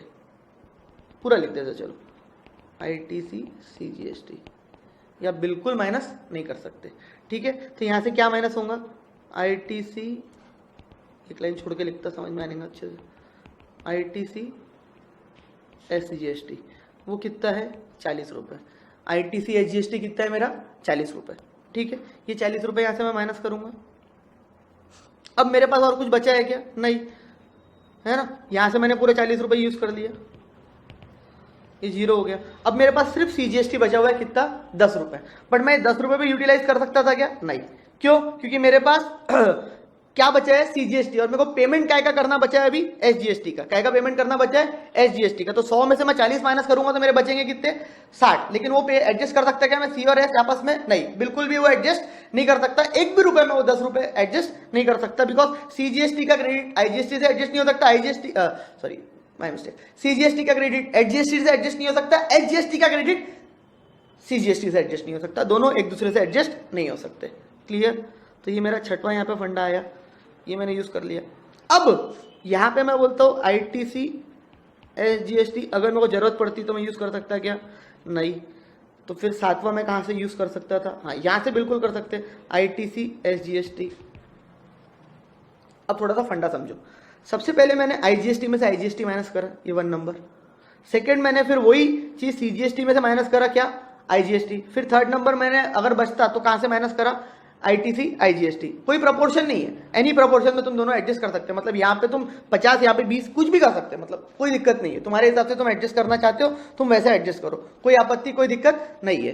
ठीक है, यहाँ पे कुछ आपके हिसाब से आप एडजस्ट कर सकते हैं। फिर उसके बाद ये खत्म हो गया सबसे पहले मेरा IGST, यहाँ पे आपने देखिए पूरा जीरो हो गया। जब तक ये जीरो नहीं हुआ तब तक मैंने हाथ लगाया क्या, नहीं, ये जीरो हो गया। इसके बाद मेरा बचा 4 नंबर ITC CGST, ठीक है। अब मैंने बोला कि भाई मेरे को CGST 100 रुपए देने थे, देखो IGST 100 रुपए देने थे, वो दे दिया मैंने, लेकिन जब मेरे को CGST कितने देने थे, 100 रुपए, तो CGST जो मेरे को 100 रुपए देने थे, वो 100 रुपए में से मैं 70 ही पे कर पाया हूँ, 30 अभी भी देना बाकी है। तो मैंने बोला CGST का क्रेडिट मेरे पास है क्या, हाँ है भाई, तो उसमें से एडजस्ट कर सकता है। तो ठीक है, मैंने 4th नंबर पे फिर CGST को पेमेंट करने के लिए क्या यूज करा, CGST यूज करा। CGST को पेमेंट करने के लिए क्या यूज करा, CGST यूज करा। और उसके बाद मैंने देखा कि मेरा CGST पूरा क्या हो गया, खत्म। अब मेरे को CGST पेमेंट करने की जरूरत नहीं है, 100 रुपए पूरा खत्म हो गया। लेकिन अभी भी मैंने देखा कि मेरे पास CGST 10 रुपए बचा हुआ है, 10 रुपीज। तो मैंने बोला चाहूं तो मैं, वैसे जरूरत नहीं है ये केस में, लेकिन अगर चाहूं तो मैं ITC का जो CGST का जो ITC है वो कहां से यूज कर सकता, IGST में से यूज कर सकता। कहां पे से यूज कर सकता, IGST में से, IGST में से यूज कर सकता, लेकिन जरूरत है नहीं, क्योंकि 100 रुपए देने थे IGST, वो ऑलरेडी मैं IGST के थ्रू दे चुका हूं। अगर यहाँ पे मान लो देने होते 110, कितने देने होते यहाँ पे, मान लो 110, मान लो ऐसा, यहाँ कितने देने होते 110, तो 100 यहां से लेता, 10 रुपए यहाँ पे माइनस कर देता, 10 रुपए कहां से माइनस कर देता, नीचे से, कोई दिक्कत नहीं थी। बट ऐसा है नहीं, यहाँ पे ऐसा कुछ है ही नहीं, है ना। लेकिन होता तो मैं यहां से कर सकता। तो फर्स्ट नंबर में मैंने IGST 1 2 3, ठीक है। 4th पे मैंने ITC CGST का एडजस्ट करा CGST के अगेंस्ट में, और 5th नंबर पे मैंने ITC एडजस्ट करा किसका, IGST के अगेंस्ट में। यहां तक कुछ दिक्कत नहीं। इसके आगे जाता हूं मैं, 6th नंबर पे आता हूं, ITC of IGST। ITC of IGST मैं यूज करा HGST के अगेंस्ट में, लेकिन मेरे पास कुछ बचा नहीं था, तो जीरो होता तो मैं यूज कर लेता था। अब मेरे पास ऑप्शन बचा ITC, जो मेरे को था मेरे पास वो एक ही बचा था SGST का, और मेरे को पेमेंट भी क्या करना था, SGST का, मतलब स्टेट गवर्नमेंट को ही पेमेंट करना था। स्टेट गवर्नमेंट का मेरे पास क्या बचा हुआ है, क्रेडिट बचा हुआ है। तो जो स्टेट गवर्नमेंट को ही मेरे को पेमेंट करना था, और क्रेडिट भी मेरे पास स्टेट गवर्नमेंट का है, तो मैंने दोनों को एडजस्ट कर लिया। 100 रुपए देना था, 40 रुपए मेरे पास थे, वो पूरा मैंने काय के अगेंस्ट में यूज कर लिया, SGST के।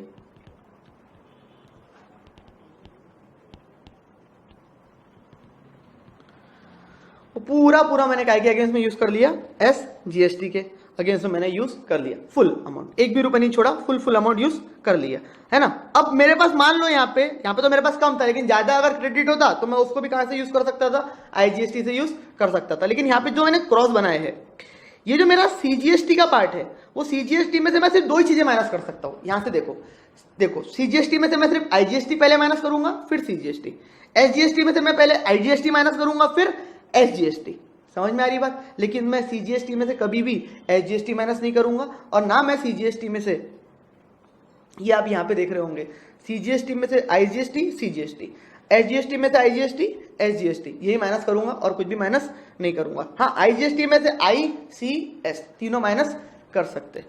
ये फंडा आपको समझ में आ गया होगा, कहीं भी आऊंगा तो एक बार और, मतलब अगर आपको ये फंडा 100% में से अभी 40% भी समझ में आऊंगा, 30 भी समझ में आऊंगा तो भी बहुत है। अभी रुक जाओ, उसके बाद और आगे समझाता हूं इसमें थोड़ा सा प्रॉपर प्रेजेंटेशन से। ये तो मैंने एग्जांपल लेके समझाने की कोशिश किया। अब मेरे पास बचा क्या, जो भी बचेगा वो मेरा पेएबल निकलेगा। हो सकता है IGST पेएबल निकले मेरा, क्या पेएबल निकलेगा, क्या पे करना है मेरे को, क्या IGST होता तो IGST पेएबल निकलता है क्या, नहीं, जीरो। CGST पेएबल निकलेगा क्या, नहीं, जीरो। हाँ, ये निकलेगा SGST पेएबल।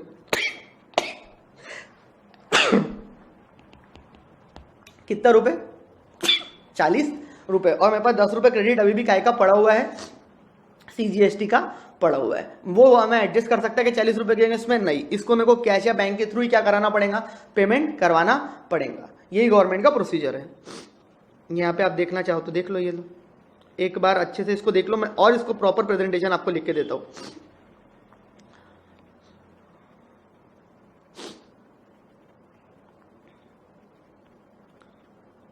स्टार्टिंग से देख लो, मैनर ऑफ यूटिलाइजेशन, तसल्ली कर लो थोड़ी सी। मैं इसको और लिख के देता हूं। अब नंबर्स नहीं लिखूंगा, सिर्फ तरीका लिखूंगा। ये इनपुट क्रेडिट मैंने नीचे मेरे पास क्या क्या पड़े हुए उसका हिसाब बताया कि 170 रुपए ये थे, 100 रुपए मैंने माइनस करा, 70 मैंने माइनस करा। खैर, आई होप आपने लिख लिए होंगे, ठीक है। अब और आगे आता, उसी चीज को मैं वापस से बताता, ध्यान से देखना।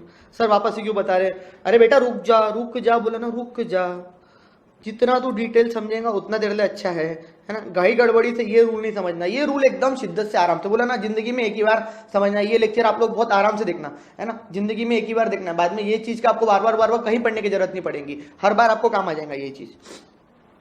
ठीक है, आ जाता हूं आगे।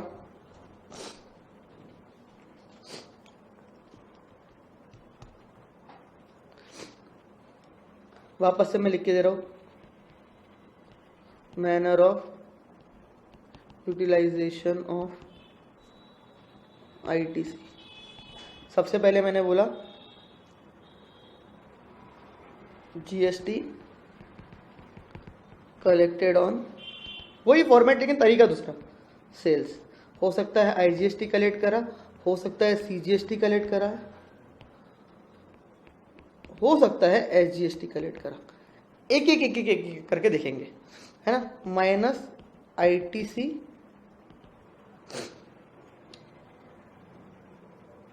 क्या मेरे पास आईटीसी पड़ा हुआ है। सबसे पहले मैं देखूंगा आईजीएसटी। आईजीएसटी में से सबसे पहले माइनस क्या होता, हाँ शाबाश, आईजीएसटी में से सबसे पहले माइनस होता ITC of IGST. First minus होगा मेरा आईटीसी ऑफ आईजीएसटी, फर्स्ट यहां से पूरा माइनस होगा फुल, जितना ये पे करना है पूरा। फिर सेकेंड यहां से या यहां से, मतलब आप इसको भी सेकेंड बना सकते या इसको थर्ड बना सकते या इसको थर्ड बना सकते, इसको सेकेंड बना सकते, कोई भी दिक्कत नहीं है। यहाँ पे ये देख लो, सीजीएसटी में से आईजीएसटी जो है आप इसको सेकेंड बना सकते, इसको थर्ड, इसको थर्ड, इसको सेकेंड, एनी प्रोपोर्शन। ठीक है, तो ठीक है, तो पहले मैं यहाँ पे नंबरिंग ना लिखते हुए यहाँ पे लिख देता। आईजीएसटी में क्या माइनस होगा मेरा, सबसे पहले आईजीएसटी। अब एक एक करके देखेंगे, ठीक है। अब मेरे पास अब काय का आईटीसी है, ITC of CGST, ITC of SGST. तो आईजीएसटी का आउटपुट पेमेंट है, आईजीएसटी का सेल्स पे मैंने कलेक्ट करा, उसमें से सबसे पहले मैं क्या यूज कर रहा हूं, ये यूज कर रहा हूं आईजीएसटी। मैं चाहूं तो यहां से क्या भी यूज कर सकता हूं, सीजीएसटी भी यूज कर सकता हूं, यानी माइनस कर सकता हूं, क्या भी माइनस कर सकता हूं, एसजीएसटी भी माइनस कर सकता हूं, कोई आपत्ति कोई दिक्कत नहीं है। मतलब इस तरीके से सबसे पहले मैं आईजीएसटी में से आई भी माइनस कर सकता हूं, सी भी माइनस कर सकता हूं, एस भी माइनस कर सकता हूं, कोई दिक्कत नहीं है, कोई आपत्ति नहीं है ना, कोई टेंशन नहीं है। मतलब मान लो सिर्फ आईजीएसटी आपको पेमेंट आ रहा है, सी और एस पिक्चर में ही नहीं है ना, तो आप उसमें से सी भी माइनस आई भी माइनस कर सकते हैं, सी भी और एस भी, आई सी एस, मतलब सबसे पहले आई फिर सी फिर एस, इस तरीके से यहाँ पे चलेंगे। फिर आपके पास सीजीएसटी आता है, आप सीजीएसटी में से यहाँ पे सबसे पहले आईजीएसटी लेंगे, सब में से पहले आप क्या लेंगे, आईजीएसटी। फिर आप यहां से चाहिए तो सीजीएसटी में से सीजीएसटी माइनस हो सकता है, बट सीजीएसटी में से एसजीएसटी कतई माइनस नहीं हो सकता। एसजीएसटी में से भी सबसे पहले क्या माइनस करेंगे, आईजीएसटी, और उसके बाद सीजीएसटी कतई माइनस नहीं हो सकता, और उसमें से क्या माइनस करेंगे फिर एसजीएसटी। देखो आई में से सबसे पहले माइनस करा मैंने आई, फिर सी फिर एस, ऐसा कर सकते हैं। सी में से आई सी, और एस में से आई और एस ओनली। क्लियर, ये फंडा है। बट सबसे पहले मेरे को यहाँ पे जो खत्म करना है वो खत्म क्या करना है, आई का पूरा क्रेडिट मेरे को यहाँ पे क्या करना है, खत्म करना है। समझ में आई। तो फर्स्ट ये हो गया, सेकेंड में यहाँ से एडजस्ट करूंगा, थर्ड यहाँ पे, फोर्थ ये एडजस्ट करूंगा मैं, ठीक है, फोर्थ ये एडजस्ट हो गया, फिफ्थ ये एडजस्ट करूंगा मैं, सिक्स्थ में एडजस्ट करूंगा ये। हाँ, मतलब आपको इस तरीके से लिखना है तो इस तरीके से लिख सकते हैं। नंबरिंग यहाँ से लिखा मैंने, वो भी नंबरिंग आप लोग फॉलो कर सकते हैं, कोई दिक्कत नहीं है। लिखो आपको वाली नंबरिंग चाहिए तो वही लिख के देता हूँ, कोई कन्फ्यूजन ना हो। फोर्थ ये, फिर इसमें से कुछ बचा तो ये यहाँ से फिफ्थ, ये बचा मेरा सिक्स्थ, और ये मेरा सेवेंथ। इस तरीके से मेरे को ये क्या करना पड़ेगा, क्रेडिट में माइनस करना पड़ेगा। जो भी मेरा बैलेंस बचेगा वो मेरा क्या निकलेगा, आईजीएसटी पेएबल, सीजीएसटी पेएबल और एसजीएसटी पेएबल। इसके ऊपर हम बहुत सारे इसके बाद वाले नेक्स्ट लेक्चर में प्रॉब्लम लेने वाला हूँ, टेंशन नहीं लेना। आपको पूरे एक एक करके लेक्चर प्रॉब्लम समझ में आएंगे, है ना। अच्छे सारे हम प्रॉब्लम लेंगे तो आपको क्लियरिटी ज़्यादा आएंगी, बट अभी समझ लो बस। अभी ये आ गया मेरा पेएबल, क्लियर, फंडा एकदम दिमाग में बैठ गया, ठीक है। 70% भी समझ में आएगा, 60% भी कोई दिक्कत नहीं, 40 पहले 20-30 अभी, ठीक है ना। बैलेंस प्रॉब्लम में समझ में आ जाएगा, कोई दिक्कत नहीं है। ये फंडा भी समझाऊंगा मैंने, जो प्रॉब्लम एग्जाम्पल के थ्रू समझा है, ठीक है। अब ये हमारा आधा प्रॉब्लम रह गया था। सर ये तो भूल ही गए हम। अरे कहाँ भूले, मैं हूँ ना याद दिलाने के लिए। अब ये मेरे पास जो था, सबसे पहले मेरे को यहाँ पे क्या निकालना था, CGST और SGST payable, particular CGST SGST। GST collected on sales 10.90, SGST कितना 10.90। यहां से सबसे पहले CGST में से क्या माइनस होता है, IGST, है ना। तो यहां से IGST कितना मेरे पास पड़ा हुआ है, 20 रुपए। तो मैं चाहिए तो पूरा 20 रुपए यहां से यूज कर सकता, लेकिन जरूरत नहीं है। जरूरत कितनी 10.90 की, तो 10.90 यहां से यूज करूंगा। और बैलेंस जो है मेरा कितना 20 माइनस 10. सर इसके लिए भी कैलकुलेटर लेते हैं? नहीं बेटा, तुम लोगों के लिए लेना पड़ता, मेरे को तो आता है कितना 9.1। ठीक है, सी में से सी और माइनस हो सकता था, बट है क्या, नहीं। बट अभी मैं क्रेडिट रूल नहीं लिख रहा हूँ, नॉर्मल लिख रहा हूँ। ये मेरा आ गया 0, ये मेरा कितना पेमेंट आ गया 10.90 माइनस 9.1, ये आ गया मेरा 1.80। मेरे को क्या पेएबल आया, SGST पेएबल। मैं कौन सी गवर्नमेंट को मेरे को देना है, सेंट्रल स्टेट गवर्नमेंट को मेरे को पैसे देने हैं। मतलब मैंने GST कलेक्शन जो था मेरा CGST, उसमें से IGST यूज कर लिया दोनों में से, और उसके बाद मेरे को पेमेंट कितना बचा, इतना बचा, क्योंकि मेरे पास क्या नहीं था, SGST का क्रेडिट नहीं था ना CGST का था। समझ में आ रही बात? ठीक है, ये आपको हिसाब समझा यहाँ का। ठीक है, फिर हम यहाँ पे आए थे, 109 में इसको पढ़ा था, इसने अपनी तरफ से कितना जोड़ा, एक्सपेंस एंड प्रॉफिट 7 रुपए, तो ये कितना हो गया 116 रुपए। तो ये सेल्स प्राइस कितनी हो गई आपकी, प्लस ये कहाँ पे माल बेच रहा है, ये बेच रहा है रायपुर से माल, मान लो